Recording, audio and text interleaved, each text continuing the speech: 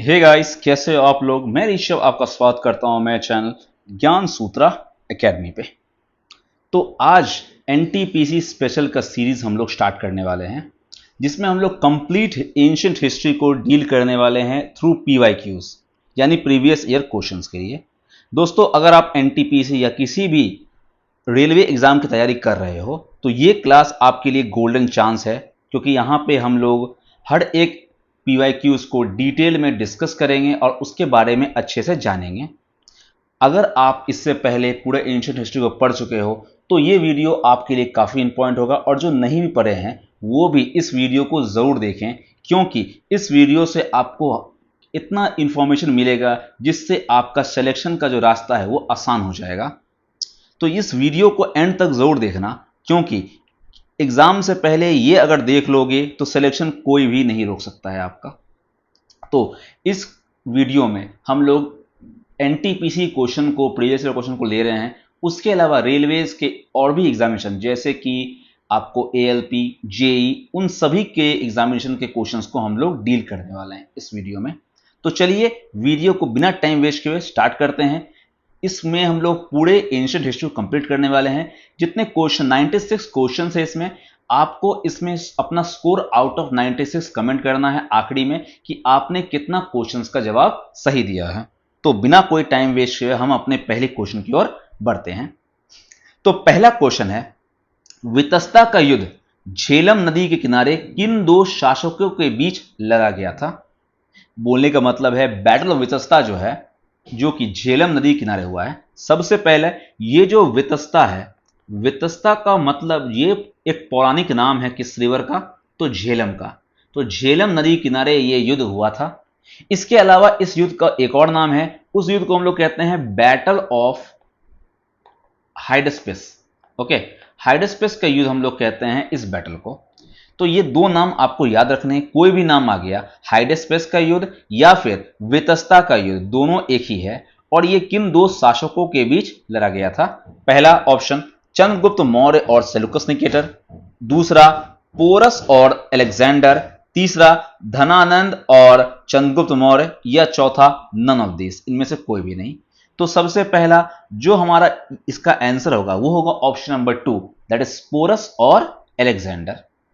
Porous और Alexander के बीच 326 बीसी में यह युद्ध लड़ा गया था।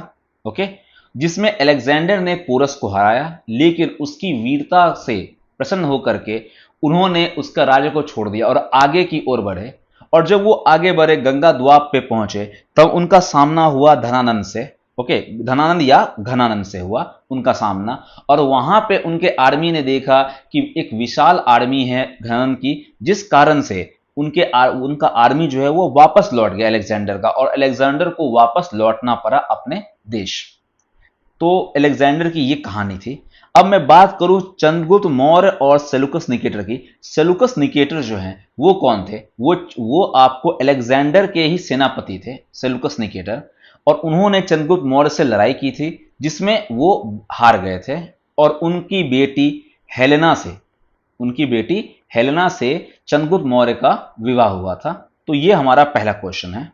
ओके, और धनानंद और चंद्रगुप्त मौर्य के बीच में जो युद्ध हुआ था, वो उससे आपको नंद वंश, जो आपका नंद वंश है, ठीक है, नंद वंश जो है वो कंप्लीटली डिस्ट्रक्ट हो गया था। उसके बाद चाणक्य की मदद से आपको चंद्रगुप्त मौर्य ने नंद वंश का अंत किया और मौर्य वंश का स्थापन किया। ओके, तो ये क्वेश्चन के बारे में इस जानकारी आपको मिलती है। ओके, अब हम अपने अगले क्वेश्चन की ओर बढ़ रहे हैं। भारत के लिए रेशम मार्ग की शुरुआत किसने की थी। तो भारत के लिए रेशम मार्ग की शुरुआत किसने की थी। क्या वो कनिष्क था, अशोक, हर्ष, या फाहियान। तो इसका आंसर है option number 2, that is Ashok. Ashok ने पहली बार सिल्क रूट्स का खोज किया था। उसके बाद जो कनिष्क हैं, कनिष्क किसके रूलर हैं, सबसे पहले ये रूलर हैं आपको कुषाण वंश के। ठीक है, ये किसके रूलर हैं, आपको कुषाण वंश के आपके रूलर हैं। और इन्होंने भी यहां से काफी ज्यादा ट्रेडिंग किया सिल्क का चाइना से। और ये रूट किसको कनेक्ट करता है, ये रूट मेनली आपको चाइना और इंडिया को कनेक्ट करने वाला जो रूट है वो क्या है आपका? सिल्क रूट है, रेशम मार्ग है। ठीक है, ये आपका आंसर है। अशोक आप जानते हो अशोक किस डायनेस्टी से बिलोंग करते थे? तो ये मौर्य डायनेस्टी से आपको बिलोंग करते थे। हर्षवर्धन, हर्षवर्धन बिलोंग करते थे आपको वर्धन डायनेस्टी। ठीक है, वर्धन डायनेस्टी से आपको बिलोंग करते हैं। और फाहियान क्या था? फाहियान आपको ट्रैवलर था, जो किसके समय में आया था फाहियान? तो फाहियान आपको आया था चंद्रगुप्त सेकंड, चंद्रगुप्त सेकंड के समय में आपको फाहियान आया था। और ये एक चाइनीज ट्रैवलर था आपको। और चंद्रगुप्त किस डायनेस्टी के थे? तो गुप्ता वंश के, गुप्त वंश के आपको जो डायनेस्टी के रूलर थे उनका नाम है चंद्रगुप्त टू, उनके समय में आया था। तो रेशम मार्ग का पहली बार खोज जो है वो किसने किया था? वो किया था आपको अशोक ने। उसके बाद कुषाण वंश ने भी इसको आगे बढ़ाया गया था। ओके, नाउ अब आगे की ओर बढ़ते हैं। The magic mantras are studied in, जादू मंत्रों का अध्ययन किस वेद में होता है? तो आपको पता है कि 4 वेद हैं। तो सबसे पहली बार जो वेद है, सबसे पहला वेद जो है वो है आपको ऋग्वेद। और आखिरी वेद जो है, चौथा नंबर का जो वेद है वो क्या है आपको? अथर्ववेद है कि नहीं? तो ऋग्वेद जो है वो पहला वेद है। और ऋग्वेद में हम लोगों को जानकारी मिलती है, उसमें हिम्स जो आपकी वंदना है उसके बारे में आपको ऋग्वेद में दिया गया है। आपको सामवेद में आपको सॉन्ग्स के बारे में है मेनली। और यजुर्वेद में आपको यज्ञ के बारे में है, यज्ञ और रिचुअल्स जो किया जाता उस वो है आपको यजुर्वेद। और अर्थवेद जो है अथर्ववेद, वो किसके लिए है? वो इसी के लिए, जादू मंत्र जादू तंत्र के लिए, आपको काली जादू के लिए आपको ये वेद है अथर्ववेद। ओके, तो ये है आपको तीसरा नंबर क्वेश्चन। अब चौथे क्वेश्चन की ओर हम लोग आगे बढ़ते हैं। Which of the following sites are not located in India, निम्नलिखित में से कौन सा स्थल भारत में स्थित नहीं है? हड़प्पा, कालीबंगा, रंगपुर या रोपर? तो इसका आंसर क्या होगा? सबसे पहले आपको जानना है कि सबसे हड़प्पन जो सिविलाइजेशन है हमारा, हड़प्पा सभ्यता या सिंधु घाटी सभ्यता, उसका जो है वो उसका पहला साइट कौन सा था? तो आईवीसी, इंडस वैली सिविलाइजेशन का पहली बार जो खोज हुआ था वो था आपको हड़प्पा। ठीक है, और किसके द्वारा खोज किया गया था? तो किया गया था आपको दयाराम साहनी। किसके द्वारा खोज किया गया था? दयाराम साहनी जी के द्वारा अब खोज किया गया था हड़प्पा का। और कब किया गया था? 1921 में। यह आपको ध्यान रखना है। कालीबंगा, कालीबंगा आपको कहां पे है? तो कालीबंगा किस नदी किनारे है? सबसे पहले यह जानते हैं हम लोग। तो घग्गर नदी किनारे है। कालीबंगा किसके किनारे है? तो घग्गर नदी किनारे आपको है। और कहां पे है? तो आपको राजस्थान में है। कहां पे है आपको? राजस्थान में। ठीक है, रंगपुर रोपर। ठीक है, ये भी इंपॉर्टेंट साइट्स हैं जो कहां आपको मिलते हैं। ये दोनों आपको इंडिया के साइट्स हैं, रंगपुर और रोपर। लेकिन ये जो हड़प्पा है जो पहली बार खोज हुआ था, यही इसका आंसर है। और ये अभी कहां पे है? तो ये पाकिस्तान में स्थित है आपको हड़प्पा। ठीक है, हड़प्पा के अलावा एक और मेजर साइट है जिसका नाम है मोहनजोदारो। मोहनजोदारो जो जिस जिस जो किसके लिए फेमस है? सबसे इंपॉर्टेंट, वो फेमस है आपको ग्रेट बात के लिए। तो आप इसको याद रख सकते हो किस तरह से? आप इसको याद रख सकते हो 3G। एक रूल है 3G, 3G आप याद रख सकते हो। 3G मोबाइल होता है तो 3 बार जी आने वाला है इसमें। सबसे पहले ग्रेट बात, उसके बाद आपको एक आता है ग्रेट ग्रैनडी। ठीक है, ग्रेट ग्रैनडी आता है, ग्रेट बात आता है, और एक आता है girl, that is dancing girl. Dancing girl का ब्रॉन्ज स्टैचू आपको मोहनजोदारो में मिला था। तो ये तीनों बात आपको अच्छे से रखना। 3G टेक्निक से आप इसे याद रख सकते हो। तो मोहनजोदारो में मिला था वो ग्रेट गैनरी, ग्रेट बात और डांसिंग गर्ल। तो ये काफी इंपॉर्टेंट है जो आपको ध्यान रखना है। और हड़प्पा के बारे में बात किया जाए तो हड़प्पा का सबसे बड़ा खासियत क्या है कि 6 ग्रेनरीज, हड़प्पा की बात करें तो 6 आपको ग्रेनरीज, ठीक है, रो में, इन रो आपको कहां मिली है? तो आपको मिली है हड़प्पा में। ये आपको इंपॉर्टेंट है जो आपको याद रखना है। ओके, नाउ अब हम लोग अगली क्वेश्चन की ओर बढ़ते हैं। अशोक ने निम्न में से कौन सा धर्म अपनाया था? काफी आसान क्वेश्चन है। बौद्ध धर्म, जैन धर्म, इस्लाम या ईसाई धर्म? तो आपको पता है अशोक ने अपनाया था बौद्ध धर्म। अशोक ने कलिंग वॉर के बाद, जब कलिंग का युद्ध हुआ था कलिंग वॉर कब हुआ था? तो 261 बीसी में। कब हुआ था? 261 बीसी में। इसके बाद ही आपको बुद्धिज्म उसके बाद जब उन्होंने इतना ज्यादा ब्लड देखा, इतना ज्यादा खून देखा और इतनी हत्याएं देखी, तो उनके मन में ऐसा विचार आया कि मुझे अब ये छोड़ देना है। और वो पहले राजा ही बने हैं जो कि युद्ध जीतने के बाद अपना युद्ध को छोड़ दिया। तो ये अशोक थे। तो अशोक ने कलिंग वॉर लड़ा और उसके बाद उन्होंने बौद्ध धर्म को अपना लिया। और उन्होंने बौद्ध धर्म को फैलाने के लिए आपको अपना बेटा, उनका नाम था महेंद्र, और अपनी बेटी जिनका नाम था संघमित्रा, इन दोनों को उसका बेटा था और अशोक की ये बेटी थी। ठीक है। दोनों कहां भेजा? तो दोनों को भेजा आपको सेलोन। सेलोन क्या है? आपको श्रीलंका। तो श्रीलंका भेजा दोनों को और वहां पे बौद्ध धर्म को फैलाया। उसके अलावा उन्होंने एक नया आपको ऑफिशियल अपॉइंट किया गया था जिसको बोला गया धम्म महामात्रास। ठीक है, धम्म महामात्रास। ठीक है, जो कि क्या करेंगे? इस धर्म को, उनके अशोका के धम्म पॉलिसी को फैलाएंगे आगे। तो इसके लिए धम्म महामात्रास का अपॉइंटमेंट किया गया। तो ये सब अशोक ने किया। उसके अलावा बहुत सारे उन्होंने स्तूप बनाए, जैसा कि सांची स्तूप उसका एग्जाम्पल है, उन्होंने बनवाया था। ठीक है, तो ये सब आपको ध्यान रखना है। और बौद्ध धर्म का आपको पता है कि फाउंडर कौन है? तो आपको पता होना चाहिए बौद्ध धर्म के फाउंडर कौन है। तो गौतम बुद्ध। गौतम बुद्ध जो है वो बौद्ध धर्म के फाउंडर हैं। ओके, चलो अब आगे बढ़ते हैं हम लोग। The pillar of which whose king is Sarnath. ठीक है, सारनाथ में किस राजा का स्तंभ स्थित है? तो ये आपको आंसर देना है।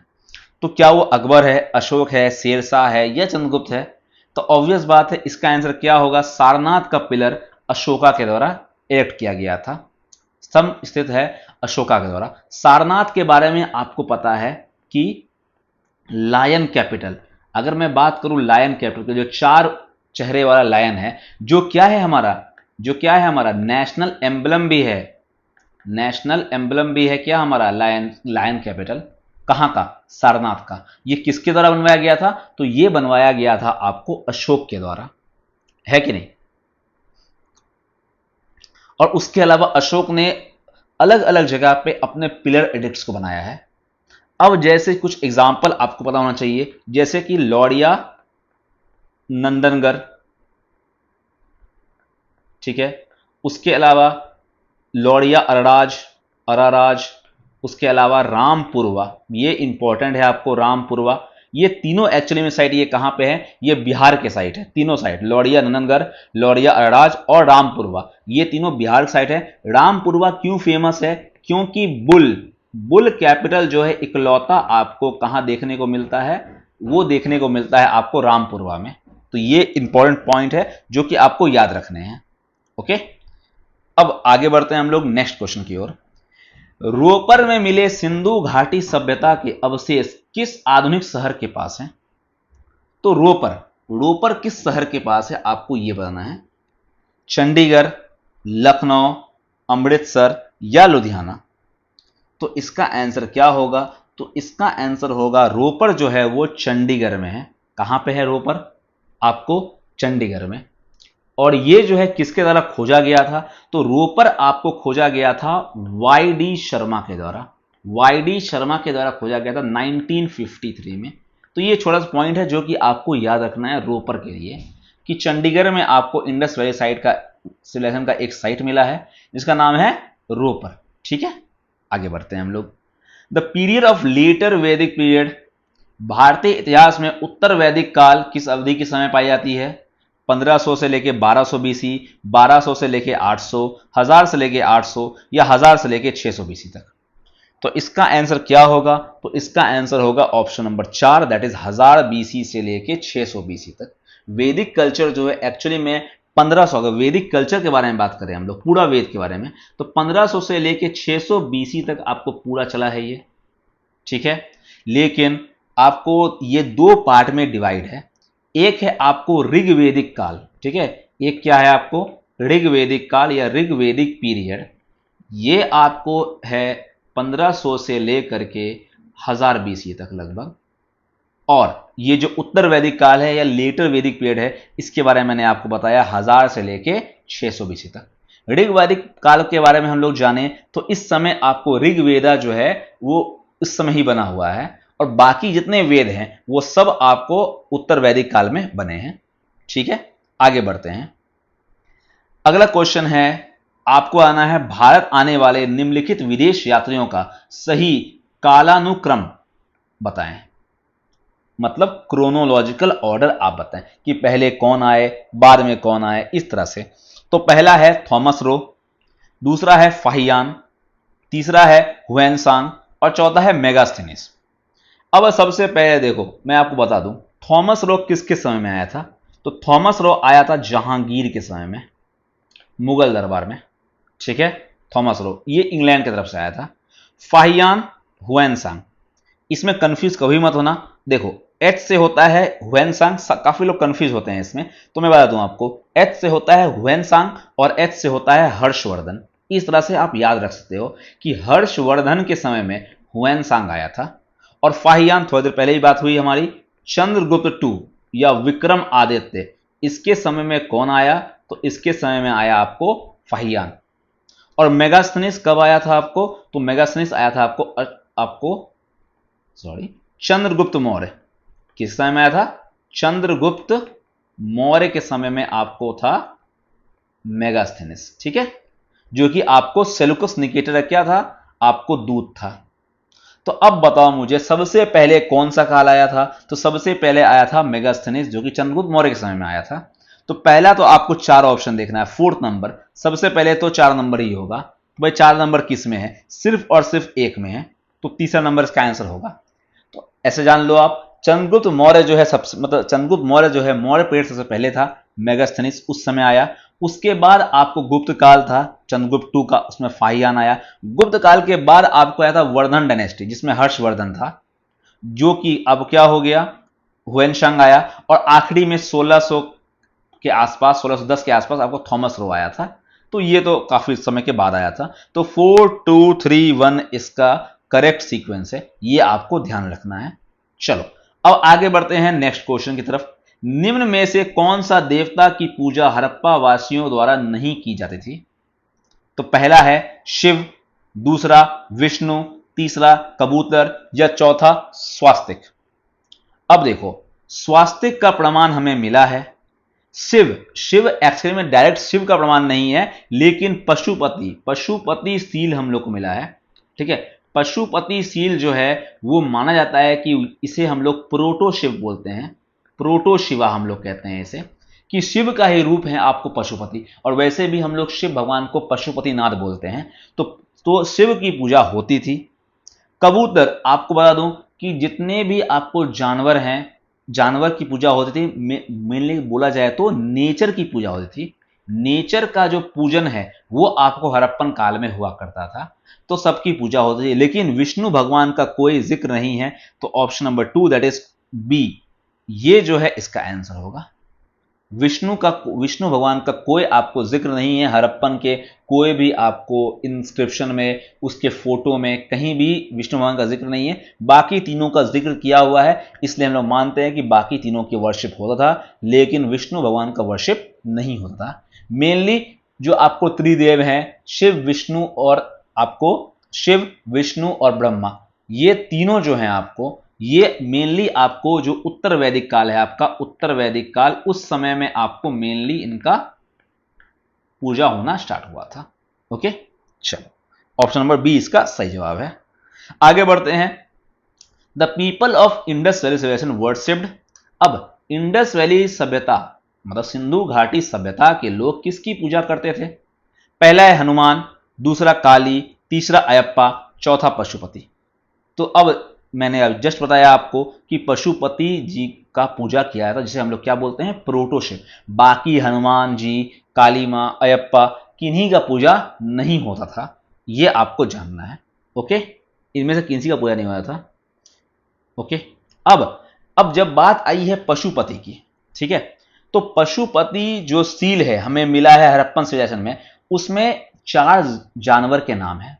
अब यह क्वेश्चन आपसे काफी बार पूछा जाता है कि वो 4 जानवर कौन है। तो उसको याद करने के लिए आप एक याद कर सकते हो टर्ब, TERB, टर्ब।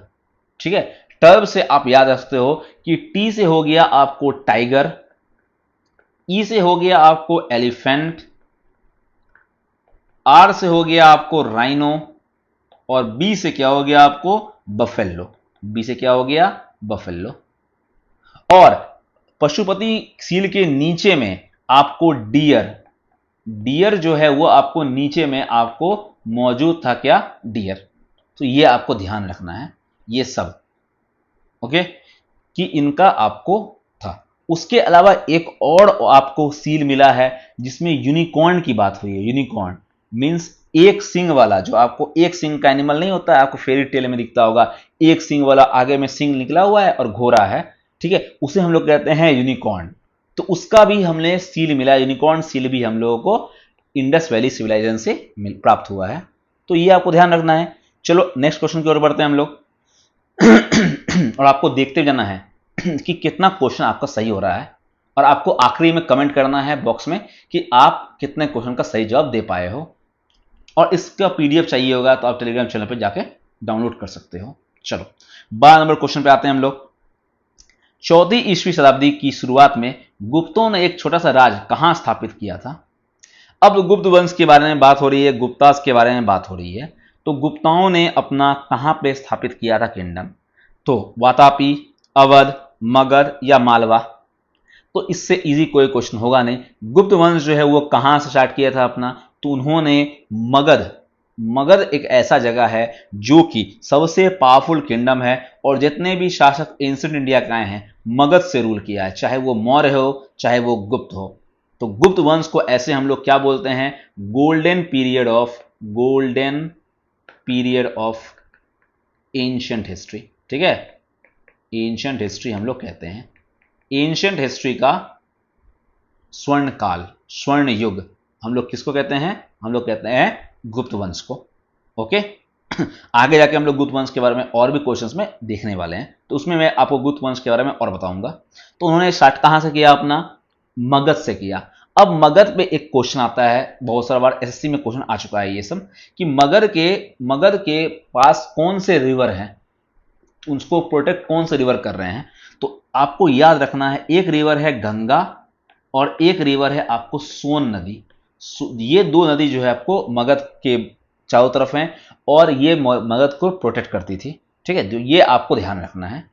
अगला question, where is Sarnath located. Sarnath कहां स्थित है, बिहार, उत्तर प्रदेश, झारखंड या उत्तराखंड। तो इसका आंसर क्या होगा, सारनाथ जो है वो कहां पे है, तो वो आपको उत्तर प्रदेश में सारनाथ है कि नहीं। अभी मैंने जस्ट बताया आपको सारनाथ में क्या है, आपको सारनाथ में आपको लायन कैपिटल है, अशोका का पिलर है सारनाथ का, ये आपको ध्यान रखना है। सारनाथ में और क्या है, सारनाथ में आपको धामेक स्तूप है, धामेक स्तूपा, जहां पे बुद्ध ने अपना पहला ज्ञान की बात की थी, पहला सरमन दिया था। अच्छा बस तो मुझे कि बुद्ध के पहले सरमन को क्या बोलते हैं हम लोग, तो उसे हम लोग बोलते हैं धर्म चक्र प्रावर्तन, धर्म चक्र प्रावर्तन। तो इसे आपको याद रखना है। धार्मिक स्तूप ये सारनाथ में है, और सारनाथ कहां पे है, तो उत्तर प्रदेश में है। सारनाथ आपको अगर देखा जाए तो वाराणसी के किनारे पे है, गंगा और वरुण रिवर, ठीक है, गंगा और वरुण रिवर के किनारे पे, इस नाम उसका पड़ेगा। देखो दो रिवर है, एक है वरुण और एक है आपको आसी। तो वरुण और आशी रिवर के पास है, इसलिए वरुण और आशी रिवर से क्या बन गया आपको वाराणसी। ठीक है, और वाराणसी के ही बगल में आपको है सारनाथ। ओके, ये आपको ध्यान रखना है। ठीक है, चलो नेक्स्ट क्वेश्चन पे। ये बुक काफी फेमस है, मिलिंद पन्हो। मिलिंद पन्हो ने आपको बौद्ध धर्म से संबंधित प्रश्नों का उत्तर किससे लिया था। ठीक है, देखो मिलिंद पन्हो कौन है, आप मिलिंद पन्हो जो है एक बुक है। मिलिंद पन्हो बुक में आपको बौद्ध धर्म से संबंधित बहुत सारे वार्तालाप हैं, जो कि किसके किसके बीच में है, जो कि है आपको एक राजा है मिलिंद, ठीक है, हिंदी में मिलिंद बोलते हैं, और एक्चुअली में ये इंडो ग्रीक राजा है, उसका नाम मिनेंडर है। क्या नाम है उनका, मिनेंडर। ठीक है, तो आपको ये याद रखना है कि मिनेंडर है, आपको मिलिंद है। तो उनके बीच में जो वार्तालाप हुई थी उस वही को डाला गया है आपको एक बुक में मिलिंद पन्हों में। तो किनके बीच में हुई थी? नागेश्वर, दंड घोष, वासुबंधु या बोधिधर्मा? तो इसका आंसर क्या होगा? Option number 1 that is Nageshwar. अब इसका नागेश्वर कहीं नाम क्या आपको मिलेगा? नागसेन, नागसेन या फिर नागार्जुन, नागार्जुना। ठीक है, आपको यह नाम मिलेगा देखने को मिलिंद का, कि मिलिंद ने आपको किससे बात की थी? तो नागसेन और नागा या फिर नागार्जुन, दोनों नाम है। ठीक है, ये आपको याद रखना है। और मिलिंद किसके शासक थे आपको? तो मिलिंद जो है वो शासक थे आपको इंडो ग्रीक्स। ठीक है, इंडो ग्रीक्स जो हमारे पोस्ट मॉडर्न पीरियड में मौर्य के बाद आए, उसमें आपको है मिनेंडर। ठीक है, अब आगे बढ़ते हैं। विच वेद इज नोन एज ब्रह्म वेद? कौन सा वेद ब्रह्म वेद के नाम से जाना जाता है? यजुर्वेद, अथर्ववेद, ऋग्वेद या सामवेद? तो इसका आंसर होगा option number 2 that is Atharvaveda. अब अथर्ववेद में एक्चुअली में क्या है, मैंने आपको बताया कि इसमें आपको तांत्रिक रिचुअल्स हैं, काला जादू है, इन सब के बारे में आपको बात की गई है किसमें? अथर्ववेद में। ओके, चलो इसे हम लोग कहते हैं ब्रह्मवेद भी। से क्या कहते हैं हम लोग? ब्रह्मवेद। क्योंकि ये किसके द्वारा किया गया है? तो एक ब्रह्म नाम का आपको प्रीस्ट था, मीन्स आपको पंडित था, उनके द्वारा आपको किया गया है, इसलिए इसलिए उसका नाम क्या पड़ गया? ब्रह्मवेद पड़ गया। ठीक है, चलो आगे बढ़ते हैं क्वेश्चन की ओर। Where is the painting of Padmapani Bodhisattva? अब देखो बोधिसत्वा किससे रिलेटेड है? तो सबसे पहला क्वेश्चन है, ये रिलेटेड है बुद्धिज्म से। किस रिलेटेड है आपको? बुद्धिज्म से आपको रिलेटेड है बोधिसत्वास। ओके, कि बुद्ध के बाद अगर किसी ने ज्ञान को फैलाया है तो वो कौन होंगे? तो वो होंगे आपके बोधिसत्वास। उसमें से एक बोधिसत्वा है आपको पद्म पानी। अब देखो पद्म और पानी, पानी मीन्स होता है और पद्म मीन्स होता है आपको लोटस, और पानी का मतलब होता है रखने वाला। ठीक है, तो पद्म पानी इसका मतलब होता है जो हाथ में लोटस को रखता है। ये था आपको पद्म पानी का डेफिनेशन। तो ये कहां पे इनका आपको पेंटिंग देखने को मिला है? अजंता केव्स, बाग केव्स, बादामी केव्स या अजंता। देखो दो दो बार अजंता की गुफाएं आ गई है, तो एक्चुअली में इसका आंसर क्या ही होगा? जब दो बार आ गया है तो अजंता की गुफाएं ही होंगी, अजंता केव्स, है कि नहीं? दोनों आंसर सेम ही है। तो अजंता केव्स में लगभग आपको 30 आपको रॉक कट जो है आपको केव्स हैं अजंता में। 30 जो हैं आप 30 केव्स जो हैं वो किसके रिलेटेड है? आपको बुद्धिस्ट से रिलेटेड केव्स हैं आपको। उसमें से आपको जो केव नंबर 1 है मेन हॉल का, उसमें आपको इनके बारे में पद्म पानी के का इमेज आपको देखने को मिलता है। ठीक है, उसके अलावा एक बोधिसत्वा है जिनका नाम है तारा, जो कि इकलौती आपको फीमेल बोधिसत्वा है कि नहीं?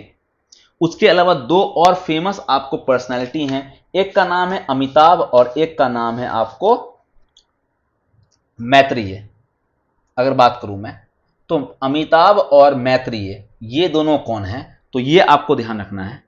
अगर मैं बात करूं मैत्रेय की, ठीक है, ये ध्यान रखना है आपको, क्वेश्चन आते हैं इससे। मैत्रेय का होता है फ्यूचर बुद्धा। क्या होता है वो? फ्यूचर बुद्धा। और एक है आपको अमिताभ। ठीक है, अमिताभ बच्चन नहीं, अमिताभ। ओके, तो अमिताभ क्या है होंगे आपको? अमिताभ हैं बुद्धा ऑफ हेवन। क्या है? बुद्धा ऑफ हेवन, ये आपको है अमिताभ। ठीक है, तो ये आपको ध्यान रखना है बोधिसत्वास के बारे में। और ये जो आपको पद्म पानी है बोधिसत्वा, इनका एक और नाम है, इनका नाम है अवलोकितेश्वर। क्या नाम है इनका? एक और नाम है अवलोकितेश्वरा। ठीक है, अवलोकितेश्वर। ओके, ये आपको ध्यान रखना है। ठीक है, चलो नेक्स्ट क्वेश्चन की ओर बढ़ते हैं। With whose help was Chandragupta successful in defeating the Nandas? अभी मैंने बात किया कि चंद्रगुप्त ने नंद वंश को पराजित करने के लिए किसकी सहायता से लिया था? तो कदमक, पाणिनि, बिंदुसार या चाणक्य? तो सबसे पहला इसका आंसर क्या होगा? चाणक्य। चाणक्य को और किस नाम से जानते हैं हम लोग? बताओ आप। एक नाम था इनका विष्णुगुप्त, एक विष्णुगुप्त जानते हैं, और एक और नाम है जिसका नाम है कौटिल्य। क्या नाम है? कौटिल्य। ठीक है, तो ये आपको ध्यान रखना है, ये दोनों नाम से जानते हैं, चाहे कोई भी ऑप्शन आ जाए आपको तो उसको आपको सही करना है। ठीक है, अब इन्होंने किसको डिफीट किया था चंद्रगुप्त मौर्य ने? तो धनानंद या घनानंद, ठीक है, जो ये बोलो, धनानंद या घनानंद दोनों एक ही हैं, उनको डिफीट किया था आपको। ये किस डायनेस्टी से थे? तो नंद डायनेस्टी से, ठीक है, नंद वंश से आपको बिलोंग करते थे, और नंद वंश का खात्मा किया था आपको चंद्रगुप्त मौर्य ने, और मौर्य डायनेस्टी का स्थापना किया था, ठीक है। इसके बारे में इतना आपको जानना है। और ये जो बिंदुसार हैं, ये कौन है? बिंदुसार आपको चंद्रगुप्त मौर्य के बेटे हैं, ठीक है, चंद्रगुप्त मौर्य के बेटे हैं आपको, कौन? बिंदुसार, ठीक है। चलो, धर्म का प्रचार करने के लिए अशोक ने कौन सा नया पद सृजित किया था? अब बताओ, क्या मैंने ये थोड़ी देर पहले नहीं बताया आपको कि धर्म को प्रचार करने के लिए क्या किया था? क्या कलेक्टर किया था, राजुका किया था, बोधिसत्वा किया था, या धम्म महामात्रास किया था? तो भाई ऑप्शन नंबर 4 धम्म महामात्रास इसका सही जवाब है। धम्म महामात्रास एक नया पोस्ट क्रिएट किया गया था अशोक के द्वारा। इसके द्वारा वो सभी जगह जाएंगे और धम्म को, अशोक के धम्म को फैलाएंगे, ठीक है, क्लियर है। थोड़ा पहले बात हुआ हमारा कि अशोक ने कलिंग वॉर के बाद अपनी युद्ध को छोड़ दिया और उसके बाद बौद्ध धर्म को अपना दिया। और सबसे इंपॉर्टेंट चीज है कि अशोक जो है लोगों का मदद करना स्टार्ट कर दिया, इनके द्वारा वेलफेयर करना स्टार्ट कर दिया धर्म को फैला करके। ओके, चलो, चाइनीज ट्रैवलर हुएनशांग किसका समकालीन है? मैंने थोड़ा पहले बताया आपको। एच से हुएनशांग याद रखो, एच से हर्षवर्धन याद रखो आप, ठीक है।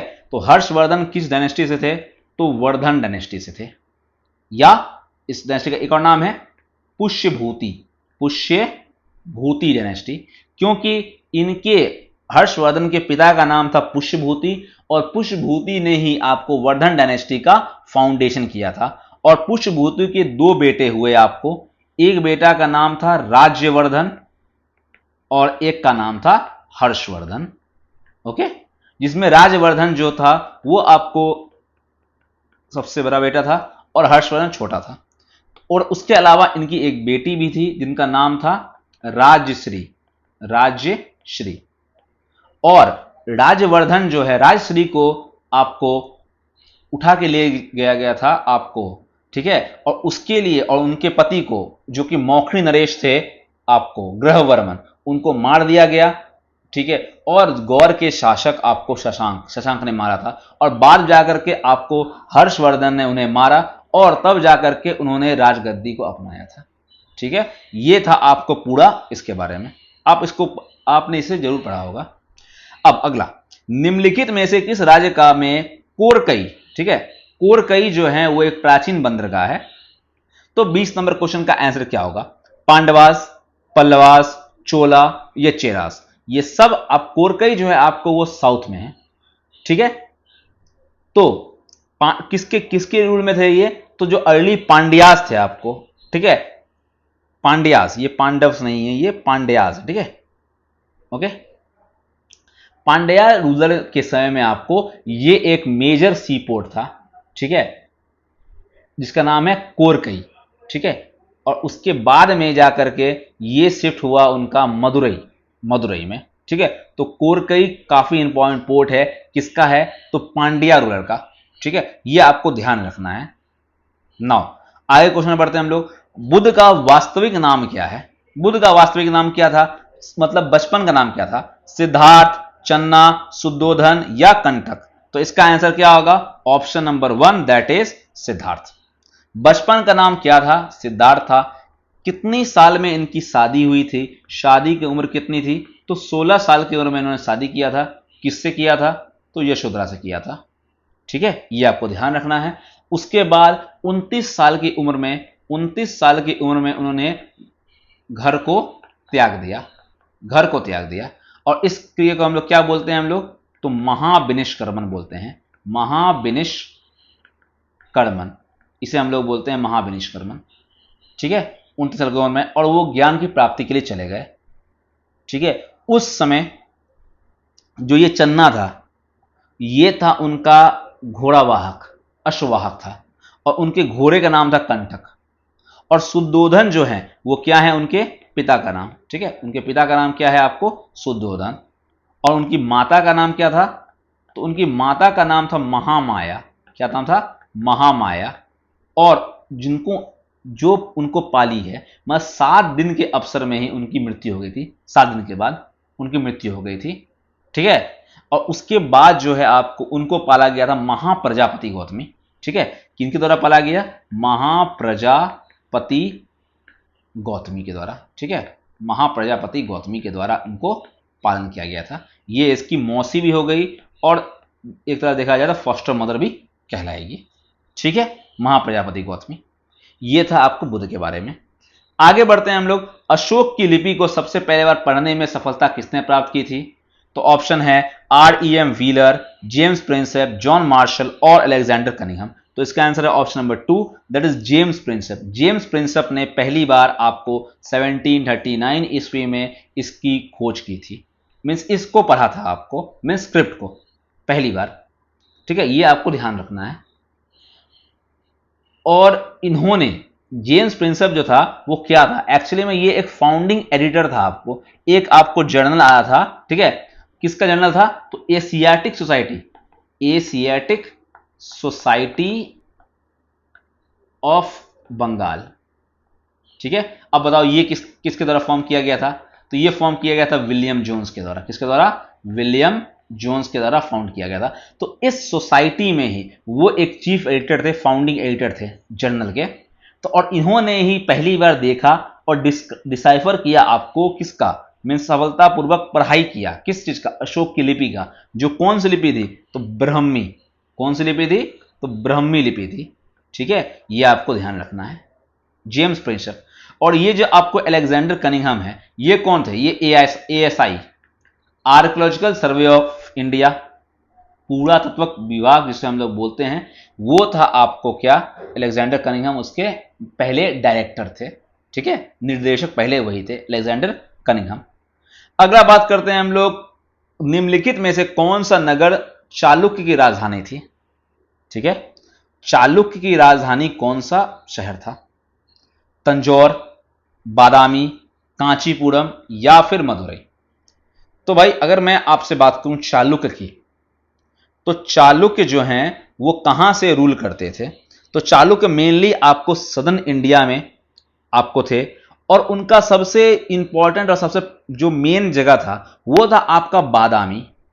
क्या था आपका? बादामी। बादामी का एक और नाम है वातापी। क्या नाम था? वातापी। ठीक है। वातापी बोलो या बादामी बोलो, तो ये चालुक्य का था। और चालुक्य के बारे में बात करें तो चालुक्य का सबसे इंपॉर्टेंट रूलर, सबसे महत्वपूर्ण रूलर कौन था? तो चालुक्य का सबसे महत्वपूर्ण रूलर था पुलकेशिन। पुलकेशिन टू। पुलकेशिन टू जो था वो चालुक्य का सबसे इंपॉर्टेंट रूलर था, पुलकेशिन। और चालुक्य जो है एक्चुअली में चालुक्य मतलब ये उससे पहले पुलकेशिन 1 था, जिसको माना जाता है रियल फाउंडर जो था वो आपको कौन था? पुलकेशिन 1। और मेनली ये आपको डेक्कन इलाके में, आपको डेक्कन मेन इलाका, आपको महाराष्ट्र का कुछ इलाका, कर्नाटका, आंध्र प्रदेश, इन सब इलाका में इन चालुक्य डायनेस्टी जो है वो करते थे। और मेनली फाउंड किसके द्वारा किया गया था? पुलकेशिन 1 के द्वारा फाउंड किया गया था। और उन्होंने कैपिटल कहां रखा था आपको? वातापी, मतलब जो अभी मॉडर्न डे बादामी है। ठीक है। और पुलकेशिन 2 के बारे में अगर याद रखोगे, सबसे महान रूलर था और इसने हर्षवर्धन को हराया था। इसने हर्षवर्धन को हराया था। ठीक है। ये आपको ध्यान रखना है। कहां पे? तो नर्मदा नदी किनारे। ठीक है। नर्मदा नदी किनारे इनका युद्ध हुआ था और वहां पे उन्होंने हर्षवर्धन को हराया था, वर्धन डायनेस्टी के। तो ये आपको ध्यान रखना है इनकी अचीवमेंट। नेक्स्ट के बारे में बात करते हैं। इनमें से कौन सा प्रसिद्ध महाकाव्य ने महाकवि ने कीर्ति अर्जुनियम लिखा? मीन्स कीर्ति अर्जुनियम जो है वो किसके द्वारा लिखा गया? भारवी, कालिदास, चाणक्य या अश्वघोष? ठीक है।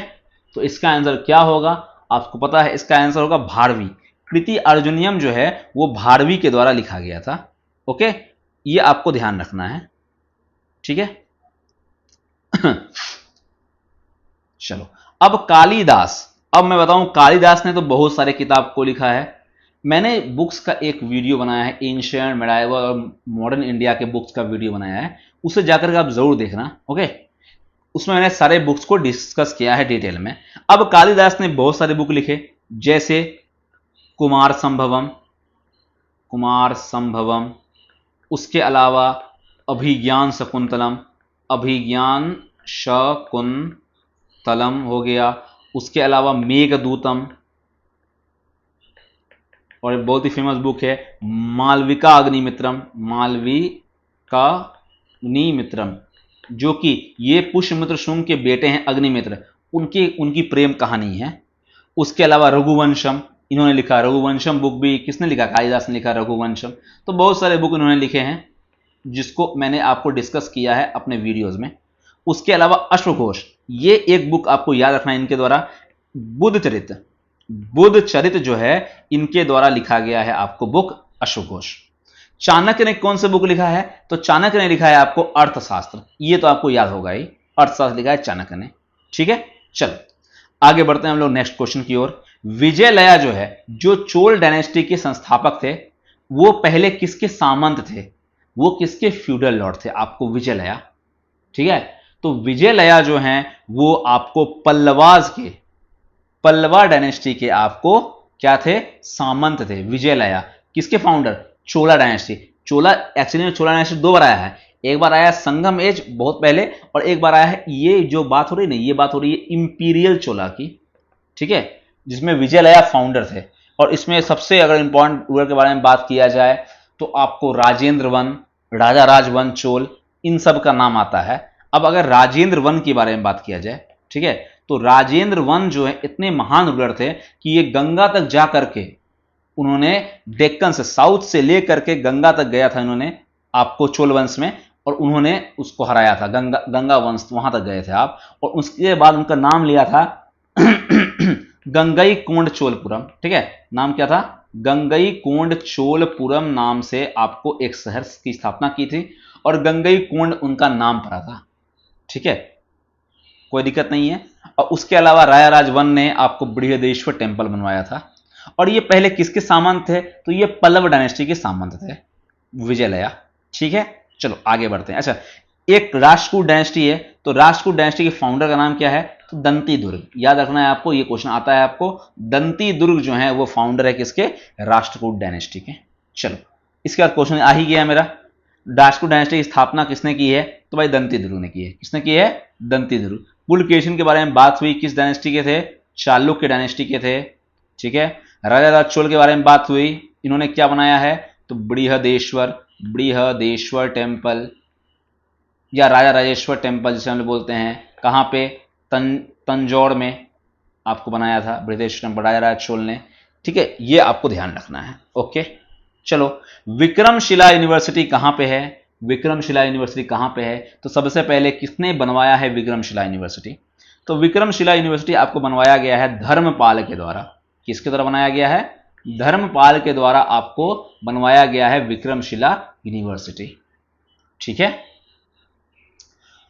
और विक्रमशिला यूनिवर्सिटी एक्चुअली में आपको कहां पे है, तो यह है आपको भागलपुर, कहां पे, भागलपुर डिस्ट्रिक्ट जो है बिहार का, वहां पे आपको पाया जाता है क्या, विक्रमशिला यूनिवर्सिटी। अच्छा, भागलपुर को अगर बिहार के हो आप, तो भागलपुर आपको ध्यान रखना है, भागलपुर को हम लोग कहते हैं silk city of Bihar, silk city of Bihar, Bihar का सिल्क सिटी हम लोग किसको कहते हैं, भागलपुर को कहते हैं। ओके, चलो आगे बढ़ते हैं नेक्स्ट क्वेश्चन की ओर। मेहरौली का लौह स्तंभ निम्नलिखित में से किस नगर में स्थित है, आयरन पिलर ऑफ मेहरौली जो है वो कहां लोकेटेड है, अहियोल, कलिंग, इलाहाबाद या दिल्ली, तो भाई दिल्ली में आपको है मेहरौली का स्तंभ।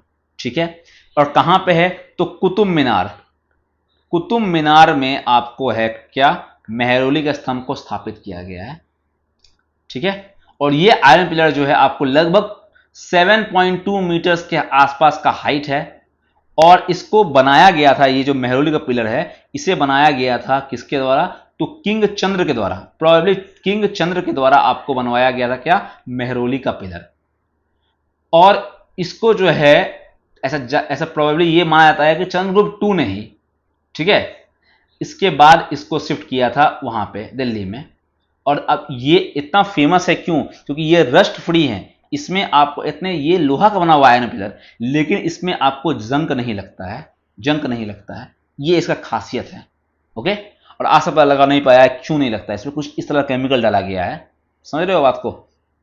चलो, प्रसिद्ध चेर बंदरगाह, मतलब चेरा का बंदरगाह जिसका नाम है मुजरिस, वो कहां पे आपको पाया गया है? मुजरिस जो है आपको कहां पाया गया है? ठीक है, तो आपको पता है चोला, चेरा और पांड्या। चेरा में सबसे आपको फेमस रूलर कौन हुए हैं? तो चेरा के सबसे फेमस रूलर है आपको सेंगुतवन, ठीक है, सेंगुतवन, ठीक है, जिसे हम लोग कहते हैं रेड चेरा, लाल चेरा भी हम लोग कहते हैं उसे, ठीक है। तो ये सबसे फेमस रूलर आपको हुए हैं सेंगुतवन, जो कि आपको चेरा डायनेस्टी के थे। तो चेरा डायनेस्टी में एक बंदरगाह जो है म्यूजरिस जो है वो काफी ज्यादा फेमस था। तो एक बुक आपको मिली है, ग्रीक ट्रैवल बुक, जिसका नाम है पेरिप्लस ऑफ एरिथ्रियन सी, ठीक है, पेरिप्लस ऑफ एरिथ्रियन सी। ये लगभग आपको 1 सेंचुरी के आसपास लिखी गई है बुक, और ये बुक का कोई राइटर नहीं है, ठीक है, इसका किसके बारे में पता नहीं है किसने लिखा है, लेकिन इस बुक में आपको म्यूजरिस के बारे में आपको जानकारी मिलती है कि म्यूजरिस जो है एक पोर्ट है, कहां पे? तो मालाबार कोस्ट में है, जो कि आपको केरला में, कहां पे? मालाबार कोस्ट। तो मालाबार कोस्ट के बारे में अगर पूछा जाए तो वो भी कहां पे है आपको? तो केरल में है, ये ध्यान रखना है आपको। चलो आगे बढ़ते हैं हम लोग। निम्नलिखित में से कौन सा मंदिर अपने कामुक वास्तुकला के लिए प्रसिद्ध है? अपने एरोटिक स्कल्पचर्स के लिए कौन से आपको टेंपल फेमस है?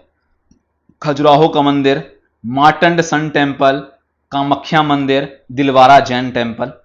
तो इसका आंसर क्या होगा? तो इसका आंसर आपको होगा option number 1, that is Khajuraho का टेंपल। खजुराहो का टेंपल आपको याद रखना है कि कहां पे है, और ये एक टेंपल है, हिंदू और जैन टेंपल है ये, और ये कहां पे है?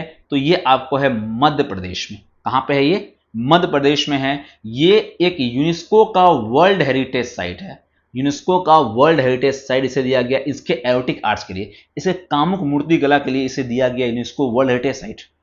ओके, उसके अलावा एक और टेंपल है यहां पे कामाख्या, जो कहां पे है आपको? जो आपको गुवाहाटी में है, गुवाहाटी असम में, ठीक है। और ये जो आपको कामाख्या टेंपल है, यहां पे एक मेला आयोजित होता है जिसका नाम है अंबुबाची, अंबुबाची मेला, ठीक है। अंबुबाची मेला जो है किस रिलेटेड है आपको? तो मां कामाख्या, मां कामाख्या से आपको रिलेटेड है अंबुबाची मेला, ठीक है। और दिलवारा जैन टेंपल अगर हम जानते हो अब कहां पे है ये? तो राजस्थान में है, जैन टेंपल दिलवारा, ठीक है। और खजुराहो टेंपल जो है वो किसके द्वारा बनाया गया था? तो खजुराहो टेंपल बनवाया गया है चंदेलास के द्वारा। किसके द्वारा बनाया गया है खजुराहो टेंपल? तो ये बनाया गया है चंदेल शासक के द्वारा, चंदेलास, ठीक है। ये आपको ध्यान रखना है। ओके, चलो आगे बढ़ते हैं हम लोग नेक्स्ट क्वेश्चन की ओर। अशोक का सिंह स्तंभ कहां स्थित है? तो मैंने आपको ये क्वेश्चन के बारे में डिस्कस किया है, इसके बारे में हम लोग बार बार डिस्कस नहीं करेंगे। तो सारनाथ का सारनाथ में आपको लायन कैपिटल है, जो कि आपको लौह स्तंभ है, ठीक है, जो कि नेशनल एम्बलम में भी यूज किया गया है। ओके, चलो आगे बढ़ते हैं हम लोग। Who build the famous beach temple at Mahabalipuram? Mahabalipuram के प्रसिद्ध तटीय मंदिरों का निर्माण किसने किया है? नरसिंह वर्मन 1, राजेंद्र चोल, आदित्य करिकालन या नरसिंह वर्मन 2? तो ये जो महाबलीपुरम का मंदिर है ये पल्लव डायनेस्टी के द्वारा किया गया है, ठीक है। और पल्लव डायनेस्टी के नरसिंह वर्मन 2 ने, नरसिंह वर्मन द्वितीय ने इसका निर्माण किया है। और महाबलीपुरम टेंपल में ही आपको एक टेंपल है जो बहुत फेमस है, जिसका नाम है शोर टेंपल। शोर टेंपल आपको महाबलीपुरम में ही है, या उस समय उसका नाम था ममलपुरम, ठीक है। क्या नाम था? ममलपुरम। तो नरसिंह वर्मन 2 ने ही इसको स्थापित किया है, जो कि आपको इनका एक और नाम है राजसिम्हा। तो ये आपको ध्यान रखना है। अगला एक और मंदिर है कंदरिया महादेव टेंपल, ये खजुराहो में है, चंदेल डायनेस्टी, याद कर लो, इससे पहले क्वेश्चन में मैंने बात किया है। तो खजुराहो टेंपल में ही अब कंदरिया महादेव टेंपल है, जो किससे रिलेटेड है? अब भाई नाम दे ही दिया कंदरिया महादेव, तो किससे होगा? तो सिंपल है, शंकर भगवान से, शिव शंकर इनसे रिलेटेड है कि नहीं? चलो आगे बढ़ते हैं हम लोग। वेसारा स्टाइल, ठीक है, वेसर शैली। देखो 3 तरह की शैली होती है। सबसे पहला अगर बात करूं तो कौन शैली? नागर शैली, ठीक है। कौन शैली? नागर शैली होती है, जो कहां पाया जाता है आपको? नॉर्थ इंडिया में। अगला कौन सा शैली? द्रविडियन शैली, द्रविडियन शैली, कहां पाया जाता है? साउथ इंडिया में। और दोनों का जो मिक्सचर है वो क्या कहलाएगा? वेसर शैली, वेसर स्टाइल। ठीक है, तो ये किसके द्वारा स्टार्ट किया गया था? चोल, चालुक्य, काकतीय या गुप्त? तो इसका आंसर क्या होगा? ऑप्शन नंबर 2, 34 का ऑप्शन नंबर 2 है, चालुक्य वंश के द्वारा। ठीक है, तो वेसायर टेम्पल जो है चालुक्य वंश के द्वारा। और मैंने बताया चालुक्य का कैपिटल कौन सा था? तो बादामी। इससे पहले मैंने डिस्कस किया है इस क्वेश्चन को। तो बादामी या वातापी ये कैपिटल था इसका। और ये एक हाइब्रिड स्ट्रक्चर है, नागर और द्रविड़ दोनों का मिला जुला हुआ स्ट्रक्चर है। ठीक है, चालुक्य स्टाइल। ओके, चलो अगला क्वेश्चन है हमारा, पाल वंश का संस्थापक कौन था? तो शशांक, दंतीदुर्ग, शिमुख या गोपाला? तो पाल वंश का शासक आपको कौन थे? तो गोपाला। ठीक है, गोपाला जो है वो पाल वंश के शासक थे। आपने पढ़ा होगा, ठीक है, ट्राईपार्टिट स्ट्रगल, ट्राईपार्टिट स्ट्रगल। ठीक है, त्रिकोणीय स्ट्रगल जिसको हम लोग बोलते हैं। 3 डायनेस्टी था। एक था आपको पाल वंश, एक था आपको राष्ट्रकूटाज। ठीक है, तो ट्राईपार्टिट में 3 था, एक पाल वंश था, एक राष्ट्रकूटाज था, और एक का नाम आप मुझे कमेंट बॉक्स में बताओगे तीसरा कौन था ट्राईपार्टिट स्ट्रगल में। ठीक है, पाल, राष्ट्रकूटाज और उसके अलावा एक और डायनेस्टी था, उसके बारे में आपको बताना है। और तीनों का लड़ाई किसके लिए हो रहा था? तो वो हो रहा था कन्नौज के लिए। किसके लिए हो रहा है? कन्नौज को प्राप्त करने के लिए। तो इसी में एक डायनेस्टी है पाल डायनेस्टी, जिसके फाउंडर कौन है आपको? गोपाला। ठीक है, और दंतीदुर्ग के बारे में मैंने बता दिया आपको। दंतीदुर्ग किसके फाउंडर थे आपको? राष्ट्रकूटास के, है कि नहीं? राष्ट्रकूटास के फाउंडर कौन थे आपको? दंतीदुर्ग थे। ओके, ठीक है, अब आगे बढ़ते हैं हम लोग नेक्स्ट क्वेश्चन की ओर। हम लोग नेक्स्ट क्वेश्चन की ओर आगे बढ़ते हैं। तो अब नेक्स्ट क्वेश्चन क्या है हमारा? मिलिंद पन्हो किस धर्म का से संबंधित है? बुद्धिज्म, क्रिश्चियनिटी या फिर जैनिज्म या जुडाइज्म, यहूदी? तो जो हमारा मिलिंद पन्हो है वो किससे रिलेटेड है? तो मिलिंद पन्हो रिलेटेड है हमारा बुद्धिज्म से, बौद्ध धर्म से। हमें हमारा रिलेटेड कौन है? हमारा मिलिंद पन्हो। ठीक है, तो आगे बढ़ते को मैंने बताया आपको, मिलिंद पन्हो को हमने डिस्कस कर चुका है कि मिलिंद और नागसेन के बीच में, मिलिंद और नागसेन के बीच में जो डायलॉग है उसी का टेक्स्ट क्या है आपको? मिलिंद पन्हो, जो एक बुक क्या है आपको? बुद्धिस्ट टेक्स्ट है कि नहीं? चलो आगे बढ़ते हैं हम लोग। अब पशुपति की मूर्ति किस काल में बनाई गई थी? पशुपति की मूर्ति जो है वो किस काल में बनाई गई थी? मौर्य, गुप्त, वैदिक पीरियड या हड़प्पन कल्चर? तो पशुपति के बारे में हमने अच्छे से डिस्कशन कर लिया है, इसको मैं वापस डिस्कस नहीं करूंगा। ये कौन सा है? हड़प्पन कल्चर में। हड़प्पा सभ्यता में हम लोग ने क्या देखा है? पशुपति स्कल्पचर्स को देखा है। याद करो प्रोटोशिवा के बारे में। उसके बाद पाटलिपुत्र का संस्थापक कौन है? अशोक, उदयन, दशरथ या चंद्रगुप्त मौर्य? तो भाई अशोक, दशरथ और चंद्रगुप्त मौर्य ये तीनों किसके डायनेस्टी के हैं? तो मौर्य डायनेस्टी के हैं। ठीक है, और उदयन जो है इसका आंसर होगा, ये किस डायनेस्टी का है? तो ये जो है आपको हरण्यक, हरण्यक डायनेस्टी का आपको कौन है? आपको उदयन। उदयन है आपको किसका बेटा? अजातशत्रु का। ठीक है, और उसके सबसे ऊपर है बिंबिसार। बिंबिसार का बेटा हो गया अजातशत्रु, और अजातशत्रु का ही बेटा आपको कौन है? उदयन। और उदयन ने पाटलिपुत्र शहर का निर्माण किया था, या संस्थापक बोला जाए तो कौन थे? आपको उदयन थे। ठीक है, और मैंने बताया पाटलिपुत्र जो है वो 2 नदी, एक सोन और एक गंगा नदी के तट पे है। ठीक है, चलो आगे बढ़ते हैं हम लोग। इनमें से कौन सा रूलर जो है अंतिम मौर्य शासक था? अंतिम मौर्य शासक कौन था? बृहद्रथ, कुणाल, दशरथ या पुष्यमित्र? तो इसका आंसर क्या होगा? Option number 1 Brihadratha. बृहद्रथ को किसने मारा? तो पुष्यमित्र शुंग ने। पुष्यमित्र शुंग ने आपको बृहद्रथ को मारा और शुंग वंश की स्थापना की। ओके, और मौर्य डायनेस्टी के आखिरी रूलर में से कौन थे? बृहद्रथ थे। ठीक है, आगे बढ़ते हैं हम लोग। अलेक्जेंडर ने कब इन्वेट किया इंडिया में? 326 बीसी, 526 एडी, 326 एडी या 526 बीसी? तो इसका आंसर है option number A, that is 326 BC. मैंने आपको सबसे पहला क्वेश्चन शायद इसी का था कि अलेक्जेंडर ने आक्रमण किया था, अलेक्जेंडर वर्सेस पोरस। किसके बीच में? अलेक्जेंडर वर्सेस पोरस हुआ था। कौन सा युद्ध था आपको? तो बैटल आपको याद होना चाहिए, बैटल ऑफ वितस्ता। वितस्ता का युद्ध था आपका कौन सा? अलेक्जेंडर वर्सेस पोरस 326 बीसी में। ठीक है, आगे बढ़ते हैं हम लोग। निम्नलिखित में से किस हड़प्पा स्थल में बंदरगाह है? अगर मैं बात करूं आपको बंदरगाह की, डॉकयार्ड की, तो कहां पे है? धोलावीरा, लोथल, कालीबंगा या बनवाली? तो इसका आंसर क्या होगा? Option number B, that is Lothal. Lothal जो है एक ऐसा साइट है जिसमें क्या है आपको पाया जाता है? डॉकयार्ड या बंदरगाह। और ये कहां पे है आपको? तो ये है आपको गुजरात में। गुजरात में क्या है आपको? लोथल।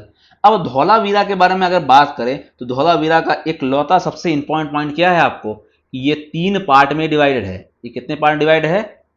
इसको वापस मैं लिख लेता हूं, ठीक है। ये किस पार्ट में, कितने पार्ट डिवाइड है? 3 पार्ट में। इसके अलावा कोई भी और ऐसा कोई भी और आपको स्थल नहीं है जो 3 पार्ट में डिवाइडेड है। कालीबंगा का नाम पड़ा कालीबंगा क्योंकि वहां पे काली चूड़ियां आती थी आपको, ठीक है। काली चूड़ियां का उसका नाम पड़ेगा कालीबंगा, ठीक है।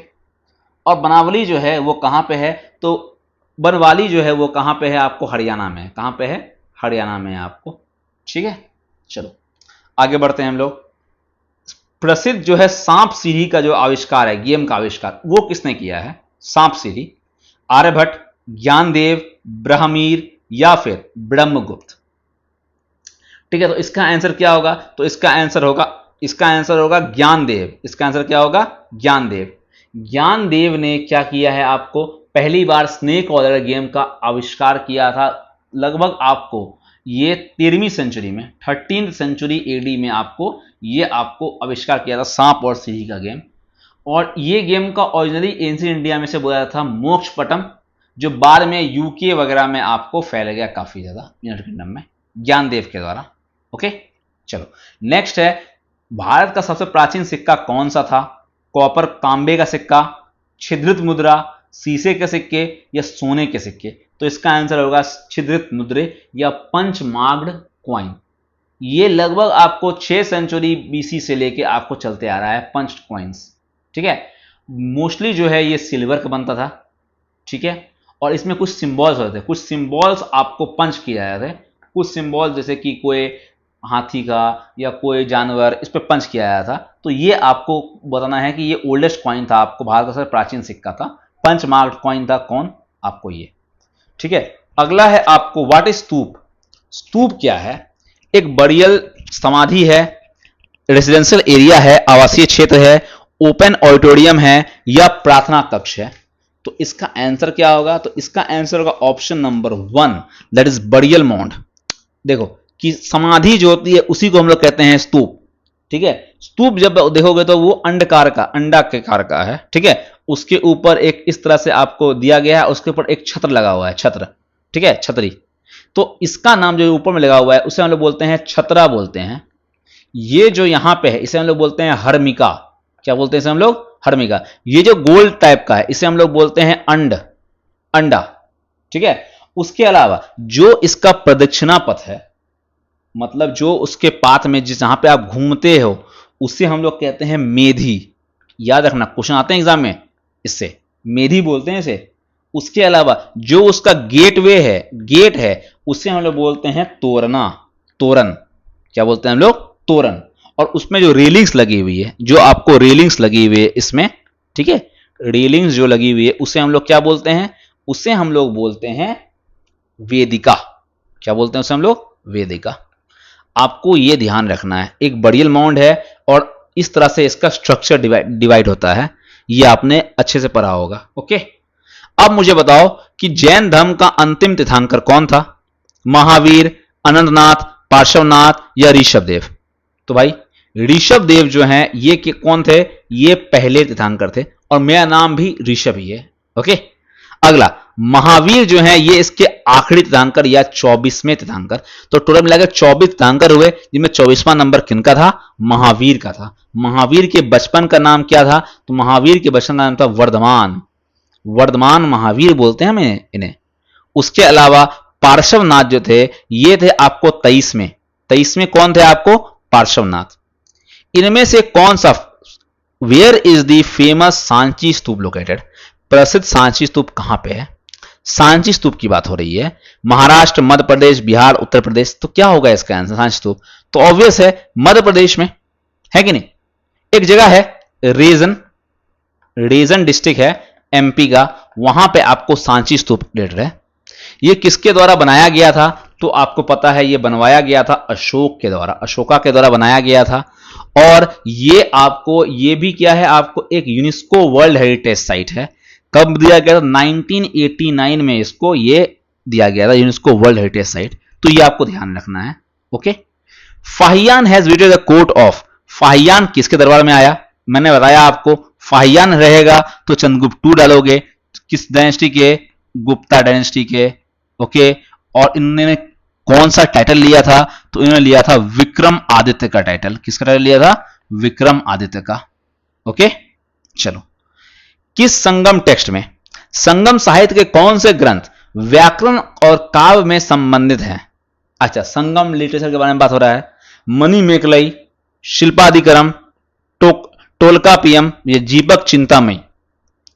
अब बात है कि ये तीनों जो हैं, आप सबको आप जो हैं, ये एक ग्रेटेस्ट तमिल लिटरेचर के वर्क हैं।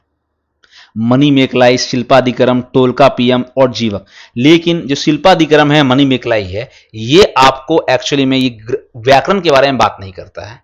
व्याकरण के बारे में, तमिल लिटरेचर के बारे में अगर बात करता है तो वो करता है टोलकापियम। लेकिन मणिमेखलाई और शिल्पादिकरम कहानी है आपको कोवलन की, ठीक है? कोवलन माधुरी कहानी है आपको, और उसकी बेटी मणिमेखलाई, उस कहानी आपको आ जाती है मणिमेखलाई में। तो ये एक काफी डिटेल में मैंने आपको एक वीडियो में, बुक्स की वीडियो में इसके बारे में बताया है, तो आप जरूर जाके उस वीडियो को देखना, डिस्क्रिप्शन बॉक्स में उसका लिंक मिलेगा आपको।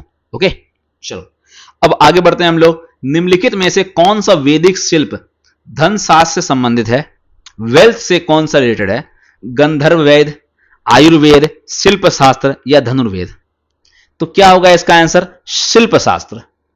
आयुर्वेद आप जानते हो, आयुर्वेद किस रिलेटेड है? हम सब जानते हैं ये मेडिसिन से है। किससे है? मेडिसिन से। धनुर्वेद अगर बात करें, धनु मीन्स होता है आपको जो आप यूज करते हो किस चीज में? धनु मतलब क्या बोलते हैं उससे हम लोग? बो एंड एरो, ठीक है, इंग्लिश में बोलते हैं बो एंड एरो। धनुर्वेद वो किसके लिए है? वो वारफेयर के लिए। ये जो है आपको वार के लिए है। शिल्प के बारे में बात करें, ठीक है, तो शिल्प के बारे में बात किया जाए तो ये आपको किस पे है? ये आपको एक शिल्प वेद होता है, ठीक है, शिल्प शास्त्र नहीं, शिल्प वेद। शिल्प वेद में क्या है आपको? शिल्प वेद में आपको आर्किटेक्चर के बारे में बताया गया है। और जो ये गंधर्व वेद है, ये किसके बारे में है? तो ये आपको है म्यूजिक और डांस के बारे में, म्यूजिक और डांस के बारे में है। ओके, और शिल्प शास्त्र जो है वो आपको वैदिक क्राफ्ट, टेक्स्ट और वेल्थ साइंस के बारे में आपको समझाता है। ठीक है, आगे बढ़ते हैं हम लोग। पहला जैन काउंसिल कहां हुआ था? पहली जैन सभा कहां हुई थी आयोजित? ये आपको इसका आंसर देना है। तो कुशीनगर, पाटलिपुत्रा या फिर मदुरई या फिर वल्लभी? तो क्या होगा इसका आंसर? आप मुझे क्या इसका आंसर दे सकते हो? तो इसका आंसर 50 नंबर क्वेश्चन का आंसर क्या है? Option number 2, that is Pataliputra. पहला जैन काउंसिल जो है वो पाटलिपुत्र में हुआ था। किसके द्वारा हुआ था? तो स्थूलभद्र के द्वारा। स्थूलभद्र के द्वारा आपको जैन काउंसिल हुआ था। स्थूलभद्र कौन से, किससे रिलेटेड हैं आपको? स्थूलभद्र आपको रिलेटेड हैं श्वेतांबर से। किससे हैं? श्वेतांबर। और एक और हैं आपको जिनका नाम है भद्रबाहु, है कि नहीं? भद्रबाहु हैं, वो किससे रिलेटेड थे? वो रिलेटेड थे आपको दिगंबर से, दिगंबर से। ठीक है, तो पहला जो हुआ था आपको जैन काउंसिल वो कहां हुआ था आपको? तो वो हुआ था आपको पाटलिपुत्र में। उसके दूसरा वाला जो है वो हुआ था वल्लभी में। अगर सेकंड काउंसिल के बारे में बात किया जाए तो वो हुआ था वल्लभी में। ठीक है, देवर्दी क्षमाश्रवण, देवर्दी क्षमाश्रवण जो था वो उसका अध्यक्ष था। लेकिन पहला जो था वो था स्थूलभद्र के द्वारा, जो श्वेतांबर के लीडर थे। ओके, चलिए अब नेक्स्ट क्वेश्चन की ओर हम लोग आगे बढ़ते हैं। सो हमारा 51 नंबर क्वेश्चन है, नागार्जुनी गुफाएं कहां स्थित है? तो आपको पता होना चाहिए कि ये अशोकन टाइम में या मॉडर्न पीरियड में ये गुफाएं बनी हैं। ओके, मॉडर्न पीरियड में ये गुफाएं बनी हैं। एक आपको गुफा है बराबर केव्स, ठीक है, एक बराबर केव्स है, गुफाएं हैं, और एक नागार्जुनी गुफाएं हैं। ठीक है, तो ये दोनों ही आपको बिहार में स्थित है, नागार्जुनी भी और बराबर भी। जो बराबर केव्स हैं वो तो अशोक के द्वारा बनवाया गया है, ये किसके द्वारा बनाया गया है, अशोका के द्वारा। लेकिन ये जो नागार्जुनी गुफाएं हैं, ये नागार्जुनी गुफाएं हैं, ये किनके द्वारा बनवाया गया है, तो ये बनवाया गया है दशरथ के द्वारा। किसके द्वारा बनाया गया है, दशरथ के द्वारा बनाया गया है। ये ग्रैंड सन है आपको अशोका के, अशोका के परपोता हैं आपको कौन, आपके दशरथ, उनके द्वारा बनवाया गया है आपको ये नागार्जुनी गुफाएं। और ये किस सेक्ट से बिलोंग करता है, तो ये बिलोंग करता है आपको अजीविका, अजीविका, ठीक है, अजीविका सेक्ट से बिलोंग करते हैं, ठीक है। मोखलीपुत गोशाल, ठीक है, मोखलीपुत गोशाला, इनके द्वारा ये आजीविका सेक्ट फाउंड किया गया था और दशरथ इसको फॉलो करते थे। उनके साथ साथ अगर आजीविका के बारे में बात किया जाए तो बिंदुसार जो कि अशोक के पिताजी थे, उन्होंने भी आजीविका सेक्ट को फॉलो किया था।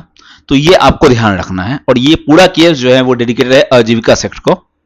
इसमें आपको मेनली तीन गुफाएं नागार्जुनी में, एक है गोपी केव, एक है वादालिका केव और एक है वापियाका केव। तीनों जो है आजीविका सेक्ट के लिए। ओके, अब बात करते हैं हम लोग हु कंस्ट्रक्टेड दी सांची स्तूप। सांची स्तूप किसने बनवाया था, ये क्वेश्चन वापस से आया है। तो ये क्वेश्चन आप जानते हो किसके द्वारा बनवाया गया है, अशोक के द्वारा। अशोक के द्वारा बनवाया गया है आपको सांची स्तूप, ठीक है। चलो आगे बढ़ते हैं। गौतम बुद्ध ने महापरिनिर्वाण कहां प्राप्त किया। चलो महापरिनिर्वाण क्या होता है सबसे पहले ये जानते हैं। जहां पे उनका डेथ हुआ, जहां पे उनकी मृत्यु हुई है, उसे हम लोग कहते हैं महापरिनिर्वाण, ठीक है। और ये कहां हुई है, कुशीनगर में, सारनाथ, सांची या बोधगया। तो इसका answer option number 1 Kushinagar. Kushinagar जो कि आपको यूपी में पड़ता है, वो क्या है आपको, वहां पे आपको महापरिनिर्वाण उन्होंने पाया था। ओके, और यहां पे उनके नाम पे एक स्तूप भी बनाया गया है। मैंने आपको ये बताया था अपने क्लासेस में। अगर आप नए हो, जो पहली बार देख रहे हो, और अगर आपको डिटेल में पढ़ना है तो उस क्लास को आप जरूर देख सकते हो।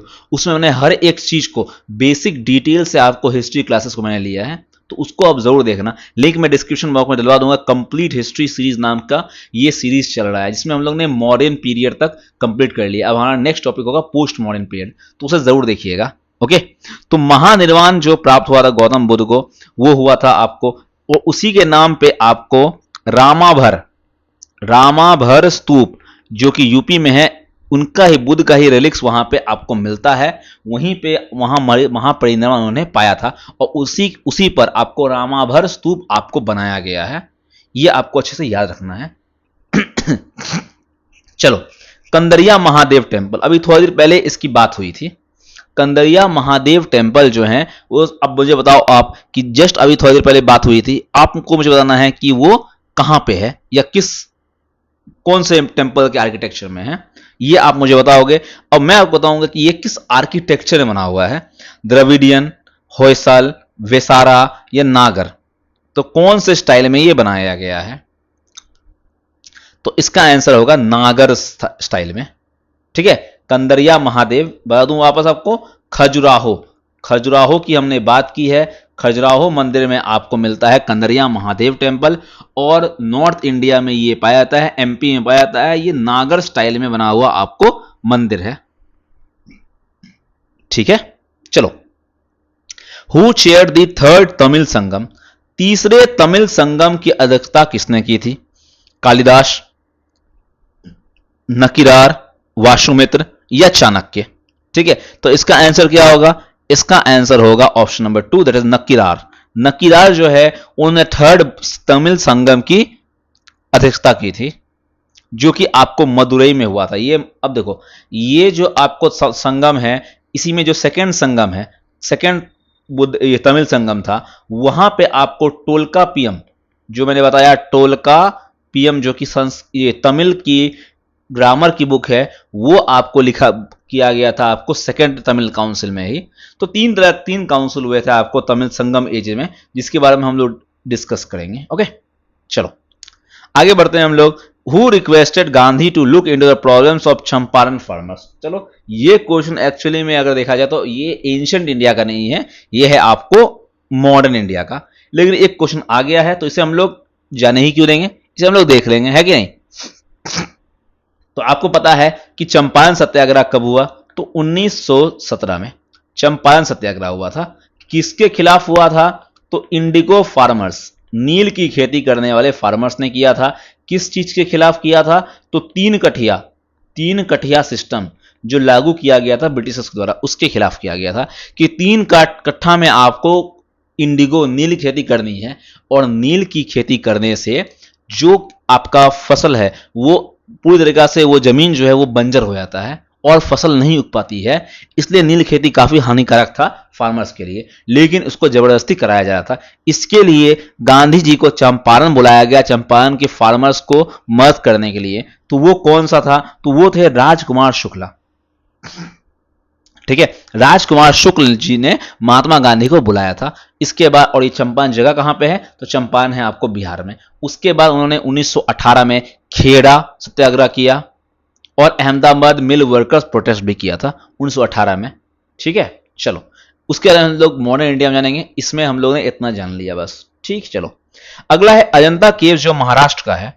वो फीचर करता है पेंटिंग और sculptures that depict which tells, ये चित्र और मूर्तियां किसकी कथाएं दर्शाती है। अब मुझे बताओ, अजंता केव्स के बारे में मैंने आपको थोड़ी देर पहले बताया अपने वीडियो में कि अजंता केव्स में मेनली आपको बुद्धिस्ट 30 आपको केव में बुद्धिस्ट पेंटिंग्स और एक पहले केव में पद्म पानी के द्वारा बारे में भी बताया गया है कि नहीं।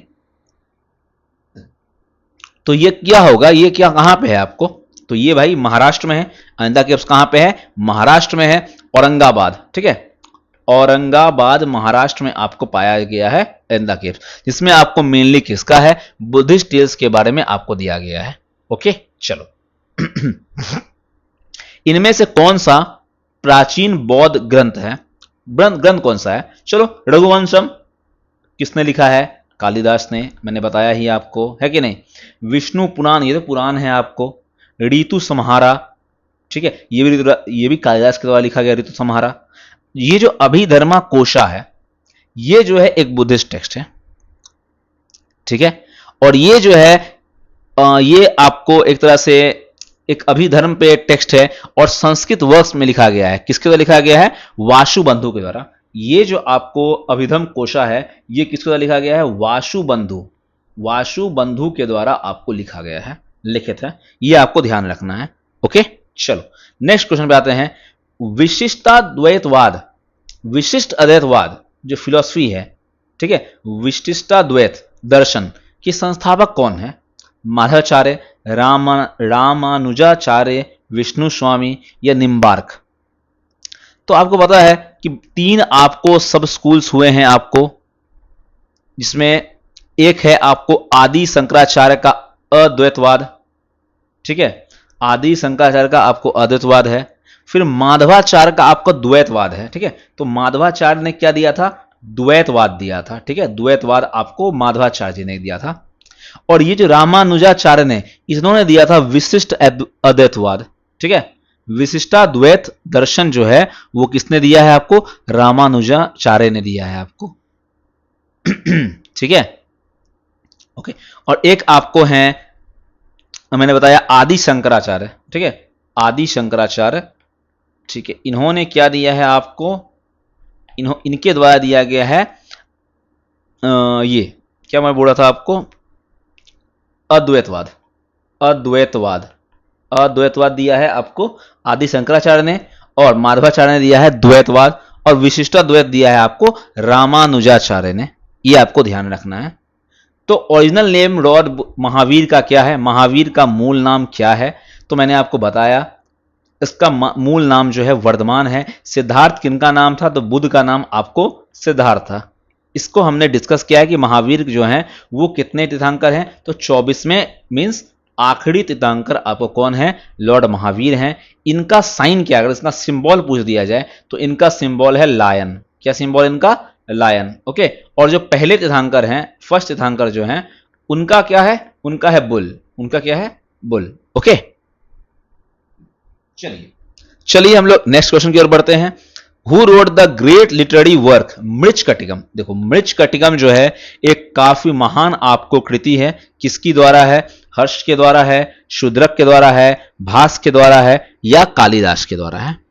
तो इसका आंसर होगा ऑप्शन नंबर 2 शूद्रक। शूद्रक के द्वारा लिखा गया है मृच्छकटिका। इसका मतलब होता है द क्ले कोट, और ये संस्कृत में लिखा गया आपको है लगभग 2nd सेंचुरी, आपको संस्कृत में लिखा गया है, लगभग 2nd सेंचुरी की बात है, इस समय लिखा गया शूद्रक के द्वारा। ठीक है, इसमें एक आदमी है जिसका नाम है चारुदत्ता। ठीक है, ये चारुदत्ता की कहानी है, और उसने एक प्रेम किया है एक बड़े घर की बेटी, जो कि कौन है? वसंत सेना। वसंत सेना और चारुदत्त के प्रेम कहानी है मृच्छकटिकम। तो एक काफी इंटरेस्टिंग कहानी है ये, ओके, और काफी प्रचलित आपको बुक है मृच्छकटिकम शूद्रक की। ठीक है, चलो अब बताना है आपको इनमें से कौन सा चंद्रगुप्त टूक में के नवरत्नों में से एक था। कौन था? तो पहला विशाखदत्त, ब्रह्मगुप्त, मोगलना, या व्रहमीर। ठीक है, तो इसका आंसर क्या होगा माय फ्रेंड्स? इसका आंसर होगा ऑप्शन नंबर 4, दैट इज व्राहमिहिर। ठीक है, तो व्राहमिहिर के साथ 8 और आपको ज्वेल्स थे, किसके? आपको चंद्रगुप्त टू के। तो कौन कौन थे? तो एक आपको था अमर सिम्हा, एक का नाम आपको याद रखना है धनवंतरी। ठीक है, धनवंतरी जो है उस समय का आपको फिजिशियन था। ठीक है, ये आपको एक ध्यान रखना है, उसके कोर्ट में था। उसके अलावा कालिदास, कालिदास का नाम तो एकदम ध्यान रखना है आपको, जिन्होंने बहुत सारे बुक लिखे, कुमार संभवम, मेघदूतम। ठीक है, उसके अलावा व्राहमिहिर जो है, ये कौन है? एक्चुअली में ये है आपको एस्ट्रोनॉमर। कौन है ये? एस्ट्रोनॉमर है। उसके अलावा एक शंकु था, एक वेताल भट्ट था जो कि मैजिशियन था, एक वारारुचि है जो ग्रामेरियन है आपको। उसके अलावा एक हरिसेन है। हरिसेन जो है वो भी आपको जो इलाहाबाद इंस्क्रिप्शन, ठीक है, ये आपको ध्यान रखना है, एक हरिसेन का हरिसेन ने इलाहाबाद इंस्क्रिप्शन, जिसको हम लोग कहते हैं प्रयाग प्रशस्ति, ठीक है, इलाहाबाद इंस्क्रिप्शन, इसके बारे में बताया हरिसेन ने, जो कि आपको समुद्रगुप्त के कोर्ट में था हरिसेन। तो ये भी क्या था? उनका एक 9 रत्नों में से एक था। उनके अलावा एक और था छपनक, कहपनक छपनक, ठीक है, जो कि एस्ट्रोलॉजर था। एक शंकु था जो आर्टिस्ट था। तो ये कुछ कुछ नाम है जो कि आपको ध्यान में रखने हैं। ठीक है, मेनली मैंने आपको जो नाम था धनवंतरी, कालिदास, हरिसेन, व्राहमिहिर, ये नाम आपको बिल्कुल याद रखने हैं। ठीक है, चलो उसके अलावा व्राहमिहिर जो है वो 3 बुक के लिए फेमस है आपको एस्ट्रोनॉमी में। एक है आपको पंच सिद्धांतिका। ठीक है, पंच सिद्धांतिका मेन इनका बुक है, पंच सिद्धांतिका। ठीक है, ये आपको ध्यान रखना है, बाकी आपको ध्यान रखना नहीं है। पंच सिद्धांतिका ये एक बुक है जो कि किसके द्वारा लिखा गया है? व्राहमिहिर के द्वारा। ठीक है, चलो आगे बढ़ते हैं। The earliest deciphered inscription of Ashok was in which script? Ashok का सबसे प्रारंभिक पठनीय अभिलेख किस लिपि में था? मैंने बताया ये क्वेश्चन आपको जेम्स प्रिंसेप के द्वारा खोजा गया, जेम्स प्रिंसेप के द्वारा आपको खोजा गया। ओके, ब्रह्मी स्क्रिप्ट था जो कि आपको पूरे इंडिया में यही चलता था। एक और स्क्रिप्ट था जो कि खरोस्ती, ये नॉर्थ वेस्ट इलाके में, पाकिस्तान अफगानिस्तान के इलाके में आपको देखने को मिलेगा खरोस्ती स्क्रिप्ट। लेकिन ब्रह्मी स्क्रिप्ट जो है ऑल इंडिया, पूरे इंडिया में अगर देखा जाए तो ब्रह्मी स्क्रिप्ट का यूज किया गया था आपको। और लैंग्वेज जो थी, लैंग्वेज क्या होगी? इसका लैंग्वेज था आपका प्राकृत, भाषा आपका प्राकृत, लेकिन जो लिपि थी वो थी ब्रह्मी। ठीक है, अगला क्वेश्चन है, चंद्रगुप्त वन के बाद, चंद्रगुप्त प्रथम के बाद गुप्त साम्राज्य का सिंहासन किसने संभाला? तो सबसे पहले अगर मैं गुप्त साम्राज्य के बारे में बताऊं तो गुप्त साम्राज्य के फाउंडर अगर मैं बात करूं तो फाउंडर थे श्रीगुप्त। श्रीगुप्त के बाद उनके बेटे आए, जो 2nd नंबर पे अगर मैं बात करूं तो वो थे आपको घटोत्कच, घटोत्कच। ठीक है, उसके बाद तीसरे नंबर के राजा थे वो थे आपको चंद्रगुप्त वन, और इनको ही बोला जाता है, चंद्रगुप्त वन को बोला जाता है रियल फाउंडर। ठीक है, रियल फाउंडर गुप्ता एम्पायर का बोला जाए तो चंद्रगुप्त वन ही है। ठीक है, तो चंद्रगुप्त वन के बाद उनके बेटे समुद्रगुप्त ने गद्दी को संभाला। समुद्रगुप्त जो चंद्रगुप्त वन के बेटे थे और कुमार देवी के बेटे थे। ठीक है, उन्होंने इसको अपनाया, और बहुत सारे वेस्टर्न स्कॉलर्स उनको इक्वेट करते हैं, उनको मानते हैं कि वो नेपोलियन है इंडिया के। ठीक है, नेपोलियन ऑफ इंडिया। अब आप ही मुझे बताओ, ठीक है, नेपोलियन आया है आपको फ्रांस में ऑलमोस्ट 1750-60 के आसपास, और 1815 में उनकी मौत हो गई। उस समय आया है, और ये जो है ये कब से हैं आपको, लगभग 300-335 आपको एडी में इन्होंने राज शासन स्टार्ट किया था। तो उस समय का ये हैं आपको, तो इसका कैसे हो सकता है, उल्टा नेपोलियन को मानना चाहिए Samudragupta of India, Samudragupta of France, है कि नहीं। तो ये मेन बात है कि ब्रिटिशर्स जो ऑथर्स हैं वो अपने तरह से उसको स्कॉलर को ये किए हैं, क्योंकि नेपोलियन भी मिलिट्री कंक्वेस्ट में था, और अगर देखा जाए तो समुद्रगुप्त भी जो है अलग अलग जगह जा करके मिलिट्री कंक्वेस्ट किया करते थे, आक्रमण किया करते थे। और समुद्रगुप्त के बारे में ये खासियत है कि उन्होंने आज तक कोई भी अपना युद्ध को नहीं हारा था, ठीक है। और उन्हीं के दरबार में आपको मैंने बताया हरिसेन थे, जिन्होंने आपको इलाहाबाद पिलर इंस्क्रिप्शन लिखा, प्रयाग प्रशस्ति लिखा, ठीक है, ये आपको ध्यान रखना है। ओके, चलो 24th जैन तीर्थंकर कौन थे, बार बार यही क्वेश्चन आ रहा है हमारे पास, तो महावीर थे। इसको क्वेश्चन को हम डिस्कस नहीं करेंगे। पार्श्वनाथ 23 में और ऋषभदेव फर्स्ट, ठीक है। बस मुद्रा राक्षस, मुद्रा राक्षस नाटक के लेखक कौन है, सोमदेव, बोधायन, कालिदास या विशाखदत्त। तो इसका आंसर होगा option number 4, that is Vishakhadatta. Vishakhadatta के द्वारा लिखा गया है मुद्रा राक्षस। ओके अगर मैं बात करूं तो यह संस्कृत का एक महान नाटक है। यह किसमें लिखा गया है, तो संस्कृत भाषा में यह लिखा गया है कि नहीं। यह एक्चुअली में चंद्रगुप्त मौर्य की कहानी को दिखाता है। चंद्रगुप्त मौर्य की कहानी किस तरह चली और कैसे हुआ, कैसे उन्होंने एक राक्षस नाम के सेनापति जो कि धनानंद के थे उनसे दोस्ती की, और कौटल्य की वजह से कैसे सिंहासन को पाया। यह पूरी कहानी आपको एक तरह से मुद्रा राक्षस में मिलती है, जो कि आपको एक काफी बड़ा लिटरेरी सोर्स है किसका, आपके मॉडर्न एम्पायर का। चलो अगला question, who was son of Shakuntala in Kalidas drama Abhijnana Shakuntalam. देखो अभिज्ञान शकुंतलम कालिदास की एक महान रचना में से एक है।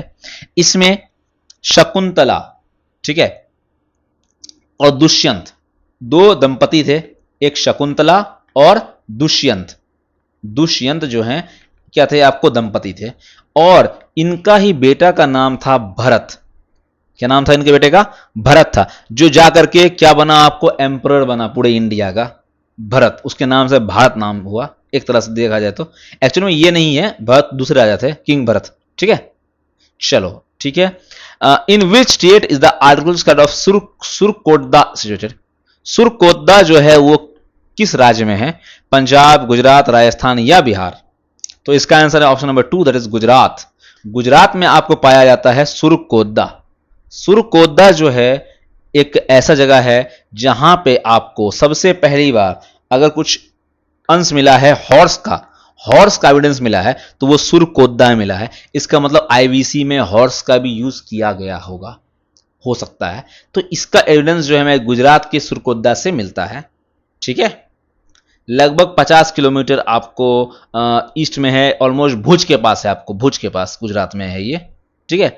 और ये जिनके द्वारा डिस्कवर किया गया था, तो सुरकोटदा किया गया जगतपति जोशी, ठीक है, जगतपति जोशी, ठीक है। तो इतना जरूरी नहीं है इनका नाम, लेकिन फिर भी मैं आपको बता दूं जगतपति जोशी के द्वारा इसे फाउंड किया गया सुरकोटदा को, ठीक है। चलो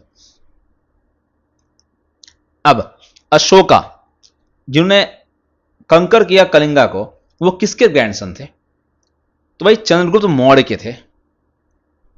अगर मौर्य के बारे में बात करें तो सबसे पहले आपको चंद्रगुप्त मौर्य आए। चंद्रगुप्त मौर्य के बेटे थे आपको बिंदुसार, और बिंदुसार के बेटे कौन हुए, आपको अशोका, ठीक है। तो ये था आपको सीक्वेंस। उसके बाद आपको राजा के बारे में हमें अच्छे से जानकारी नहीं है, लेकिन अशोक के पोते दशरथ उसके बारे में जानकारी है, जिन्होंने किसका डिस्कवर किया, किसका क्या बनवाया था, तो नागार्जुनी केस सुनवाया था दशरथ ने। ओके, तो ये है आपका आंसर। अगला है द कोट सत्यमेव जयते।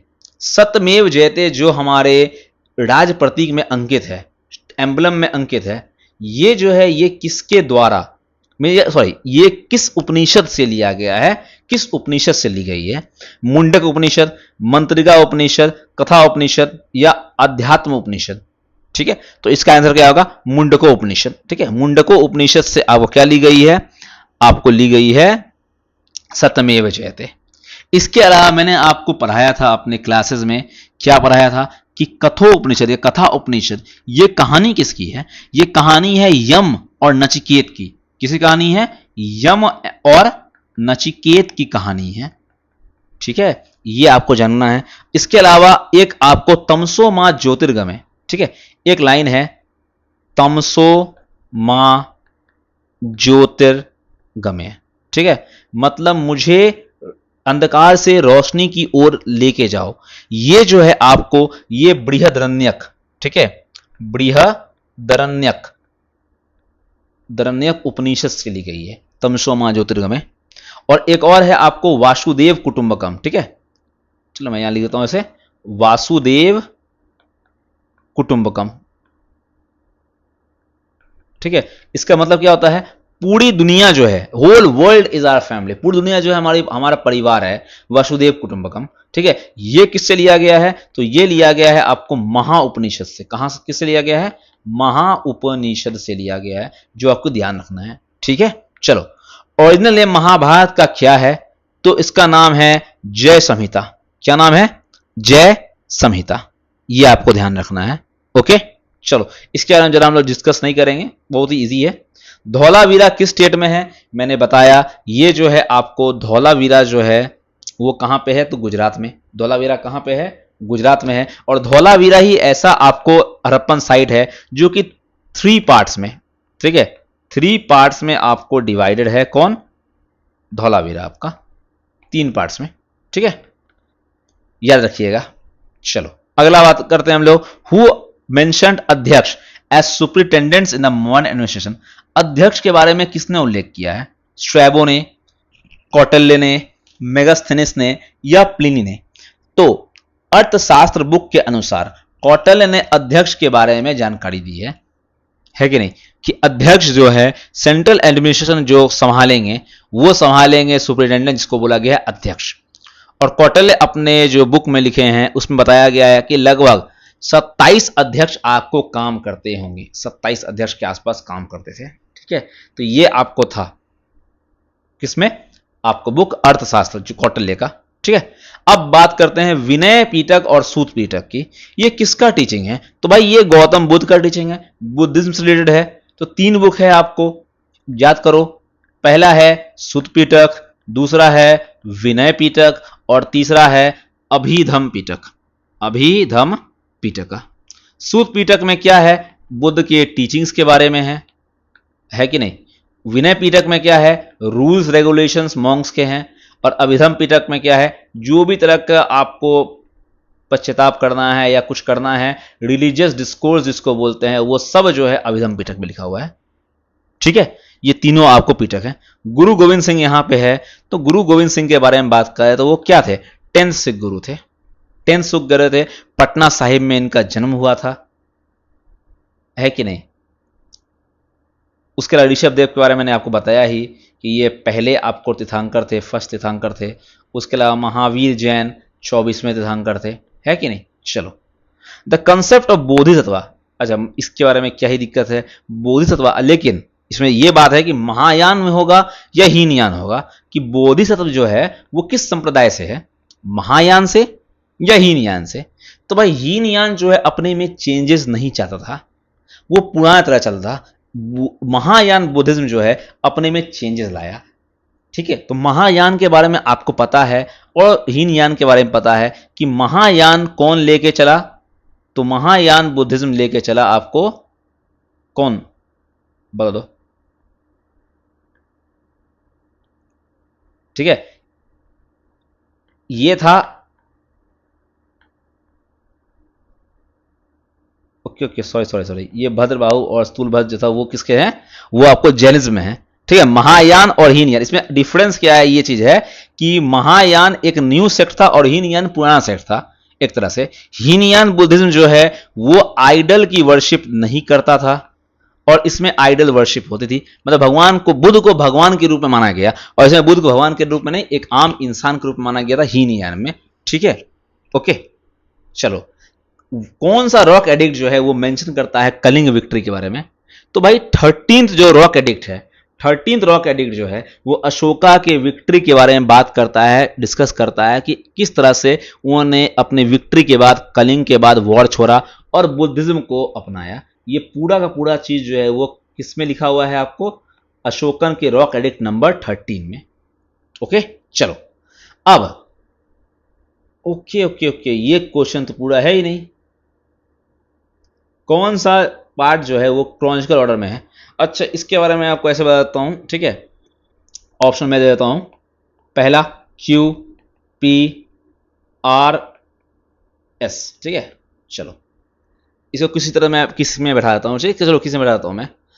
मान लो, चलो पहला ही इसका आंसर सही होगा, ठीक है। पहला ही आंसर सही है। तो क्या है क्यू? क्या है? तो क्यू पी एस आर, ठीक है। क्यू पी एस और आर। तो मान लो कि पहला जो है आपका यहां पे ये है मौर्य। पहला क्या आ गया? मौर्य आ गया। दूसरा कौन आ गया आपका? गुप्त आ गया। तीसरा क्या? तीसरा कौन आ जाएगा? अब आपका सपोज मान लो कि गुप्त के बाद चलो वर्धन डायनेस्टी, वर्धन डायनेस्टी। और चौथा मान लो मुगल, ठीक है। मान लो मुगल। तो यूपीएसआर इस तरह से आपका क्वेश्चन था और इस तरह से आपको क्रोनोलॉजिकल ऑर्डर में सेट करना था। ये क्वेश्चन पूरी तरह से प्रिंट नहीं हो पाया है तो इसके लिए माफी चाहता हूं मैं। तो यही इस तरह क्वेश्चन था, लेकिन इस तरह क्वेश्चन आप आराम से सॉल्व कर सकते हो। ओके, चलो आगे बढ़ते हैं। अष्टाध्यायी, अष्टाध्यायी जो है ये बुक किसने लिखा? तो इसका ऑब्वियस है, इसका आंसर क्या होगा? इसका आंसर है पतंजलि, है कि नहीं? इसका आंसर क्या होगा? इसका आंसर है, sorry I am very very sorry, इसका आंसर पतंजलि नहीं है। इसका आंसर क्या होगा? पाणिनि। जल्दी जल्दी में ये हो गया, पाणिनि है। पतंजलि ने कौन सा बुक लिखा है? तो महाभाष्य, ठीक है। महाभाष्य बुक जो है वो पतंजलि ने लिखा है। और पाणिनि ने क्या लिखा है आपको? अष्टाध्यायी, ठीक है। अष्टाध्यायी जो है वो संस्कृत ग्रामर का बुक है और इसी के तर्ज पे पतंजलि ने महाभाष्य लिखा है। ओके, चलो ये आपको ध्यान रखना है। अगला है सुश्रुत संहिता। सुश्रुत संहिता जो है वो किससे डील करता है? तो सबसे पहले आपको जानना पड़ेगा सुश्रुत थे कौन। तो सुश्रुत थे आपको फिजिशियन, क्या थे आपको? फिजिशियन थे और सर्जन भी थे। पहला सर्जन जो थे अगर बात करूं तो वो पहला सर्जन कौन थे? तो यही थे। तो मेडिसिन और सर्जरी से रिलेटेड है आपको सुश्रुत संहिता, ठीक है। चलो आगे बढ़ते हैं हम लोग। उप का मतलब क्या होता है? उपनिषद में उप का मतलब क्या होता है कि नहीं? देखो, उप का मतलब होता है निकट या नजदीक। और निषद का मतलब होता है, निषद का मतलब होता है बैठना, ठीक है। किसके पास बैठना? मतलब मेनली बैठना, गुरु के निकट बैठना। तो गुरु से ज्ञान मिलेगी तो उसे बोलेंगे उपनिषद। सिटिंग डाउन नियर, मेनली ये सिटिंग डाउन नियर के बारे में बात कर रहा है, निकट बैठने के बारे में बात कर रहा है। तो उप का मतलब नियरनेस होता है, निकटता होता है, ठीक है। चलो अगला है question, which among the holy book related to Buddhism region. चलो बौद्ध धर्म से संबंधित पवित्र ग्रंथ कौन सा है? तो ये तो बहुत आसान है, मैंने तो बताया आपको कि त्रिपीटक इसका आंसर होगा। तो कुछ क्वेश्चन रिपीट हैं जिसको मैं आराम से आगे आगे भरूंगा, ठीक है, क्योंकि 96 क्वेश्चन है, आपको सब क्वेश्चन कंप्लीट करने हैं। ओके, ऐत्रेय उपनिषद। अच्छा, इसके बारे में मैंने आपको बताया कि ऐत्रेय उपनिषद जो है वो किसमें है? तो ऐत्रेय उपनिषद है ऋग्वेद में, ठीक है। और यहां बोल भी दिया है ओल्डेस्ट उपनिषद है ये ऐत्रेय। ऐत्रेय उपनिषद जो है वो ऋग्वेद में आपको है, ठीक है। चलो सामवेद बता दो मुझे किससे था? सामवेद था म्यूजिक से। यजुर्वेद किससे था? यज्ञ से था। और अथर्ववेद किसके था? मैजिक, रिचुअल्स, काला जादू, इन सब से था आपको अथर्ववेद। जल मंदिर, जैन धर्म से संबंधित जल मंदिर का निर्माण किसने कराया? अशोक, ऋषभदेव, पार्श्वनाथ या किंग नंदीवर्धन। तो इसका आंसर होगा option number 4, that is Nandivardhan, ठीक है। तो नंदीवर्धन जो है एक्चुअली में कौन थे? ये महावीर के एल्डर ब्रदर थे, ठीक है। महावीर के एल्डर ब्रदर कौन थे आपको? नंदीवर्मन। और उन्होंने ही आपको जल मंदिर की स्थापना किसने की?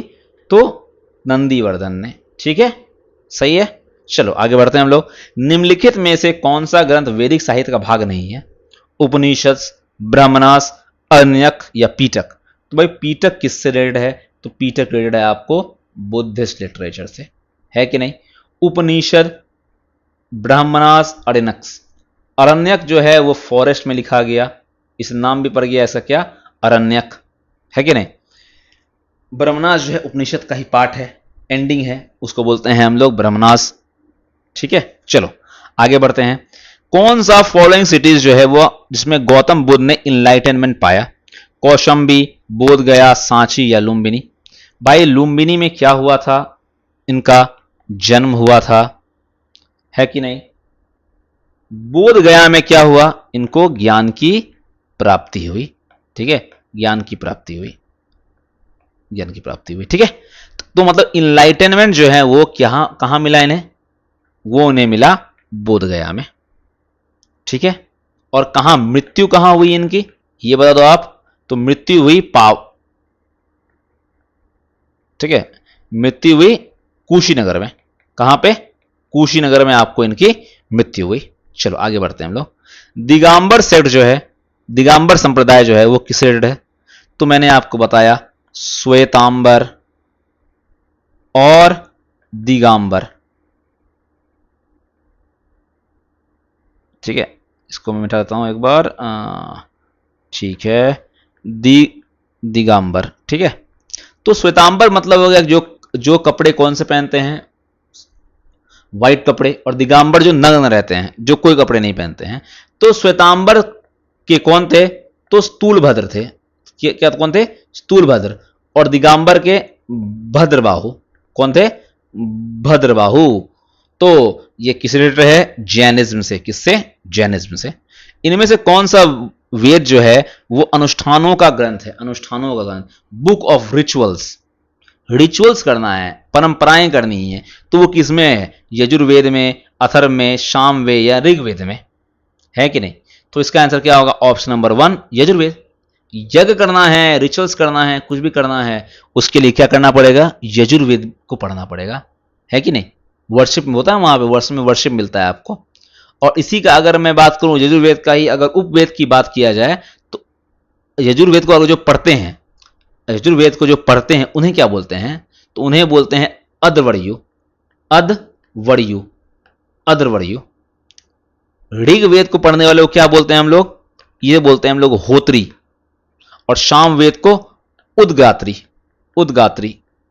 ठीक है, उद्गात्री बोलते हैं, होत्री बोलते हैं हम लोग ऋग्वेद को, उद्गात्री बोलते हैं हम लोग सामवेद को, और अधवर्यु बोलते हैं हम लोग आपको यजुर्वेद को पढ़ने वाले को। ठीक है, चलो इनमें से कौन सा ओल्डेस्ट और बिगेस्ट है चारों वेद में, तो भाई इसका आंसर क्या होगा, option number 1 that is Rigveda. तो ऋग्वेद सबसे पहला बुक है, इसमें लगभग 1000 से ऊपर, ठीक है, 1028 हिम्स हैं, जिनमें जो कितने मंडल डिवाइडेड है, 10 मंडल्स में। कितने मंडल डिवाइडेड है, 10 मंडल्स में। ठीक है, ये जान लो आप। इनमें से जो तीसरा मंडल है, थर्ड मंडल है, वो किसके लिए है, वो उसी में आपको गायत्री मंत्र मिलता है। क्या मिलता है आपको, गायत्री मंत्र। ठीक है, ये है थर्ड मंडल। और मैं बात करूं आपको 10th मंडल की, तो 10th मंडल में क्या है, पुरुष सूक्त है आपको, पुरुष सूक्त मीन्स वर्ण व्यवस्था। वर्ण जो है 4 भाग में विभाजित है, इसी 10वां में लिखा हुआ है। और 9वां में क्या है, 9वां में ये सोमदेव के बारे में, सोमदेव के बारे में आपको बताते हैं। ठीक है, ये है आपको ऋग्वेद। यजुर्वेद किससे रिलेटेड है, तो बताइए आपको, यज्ञ की विधाएं से। ठीक है, विद्या जो है यज्ञ की है वो किससे रिलेटेड है आपको, यजुर्वेद से। अगर एंशिएंट इंडियन एपिक के बारे में बात करें तो लॉन्गेस्ट एपिक कौन है, सबसे लंबी कविता किसे मानी जाती है, तो आप सभी को पता है इसका आंसर क्या होगा, इसका आंसर होगा option number 1 that is Mahabharata. दुनिया का सबसे बड़ा लिखा हुआ पोयम, लगभग 1 लाख से ऊपर श्लोक और 2 लाख से ऊपर इंडिविजुअल वर्ड्स के लाइन है इसमें। ठीक है, लगभग 1.8 मिलियन वर्ड्स हैं ऑलमोस्ट। अगर देखा जाए तो कितना वर्ड्स हैं इसमें, 1.8 मिलियन वर्ड्स। और इसे इसका Guinness book of world record भी है इसका, महाभारत में। ठीक है, चलो। और अच्छा, महाभारत का पुराना नाम क्या है, पुराना नाम, तो जय संहिता। क्या नाम है, जय संहिता। चलो, त्रिपिटका किस रिलेटेड है, वापस से वही क्वेश्चन, बुद्धिज्म। आगे बढ़ते हैं।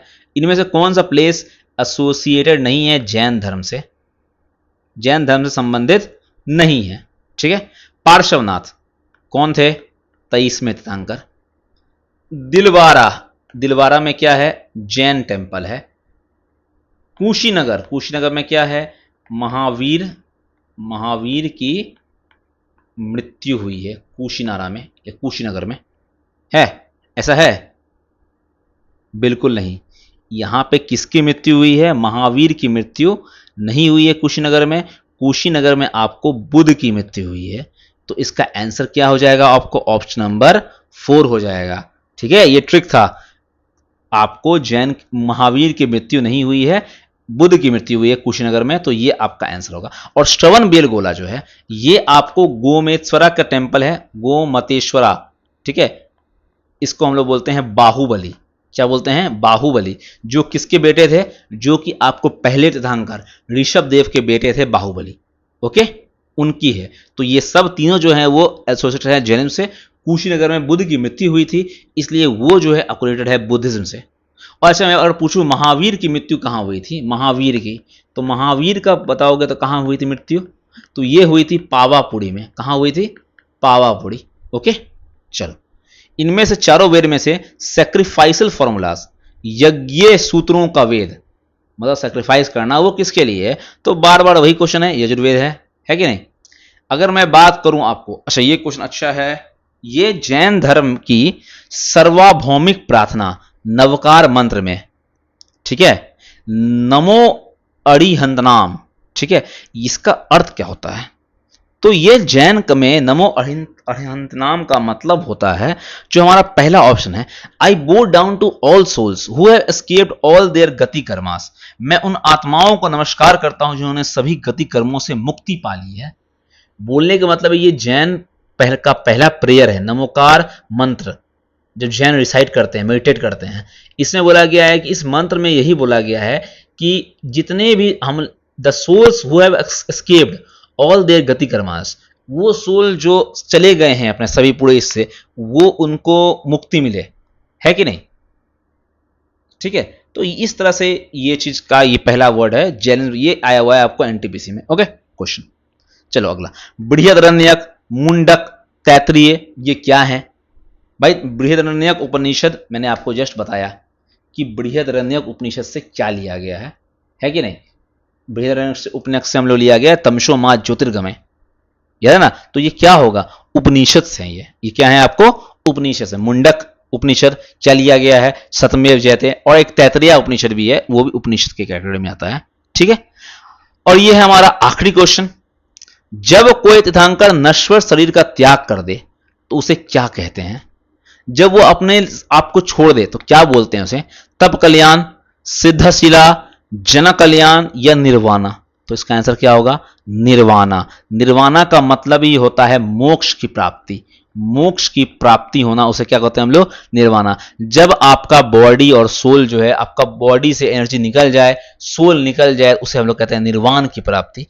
अब आप जीवन चक्र के इसमें चक्र में नहीं है बंधे हुए, है कि नहीं? तो होप करता हूं आपको इन सभी क्वेश्चंस को देख के काफी अच्छा लगा हो और आपको कुछ जानकारी मिली हो इससे। तो अगर आपको वीडियो अच्छा लगा हो तो प्लीज आपके तरफ से आप जरूर क्या करो? लाइक करो, शेयर करो और सब्सक्राइब करो हमारे चैनल को।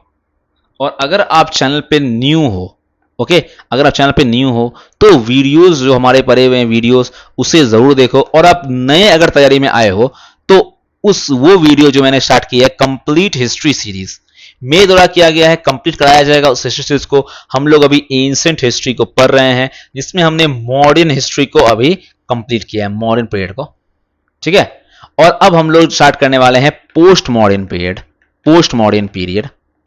ठीक है, इसमें मैं सिर्फ और सिर्फ आपको हिस्ट्री को थ्योरी नहीं पढ़ाता हूं, थ्योरी के साथ साथ आपको पीवाईक्यूज भी करवाता हूं जाता हूं, जिससे आपको पता चले कि क्या आप उस केपेबल हो, क्या आपकी ज्ञान उतनी हुई है कि आप क्वेश्चन को सवाल जवाब कर पाओ। तो इसके लिए मैं आपको सिर्फ थ्योरी नहीं पढ़ाता हूं, आपको पीवाईक्यूज भी कराता हूं, तो आपको वो देखना काफी इंपॉर्टेंट है।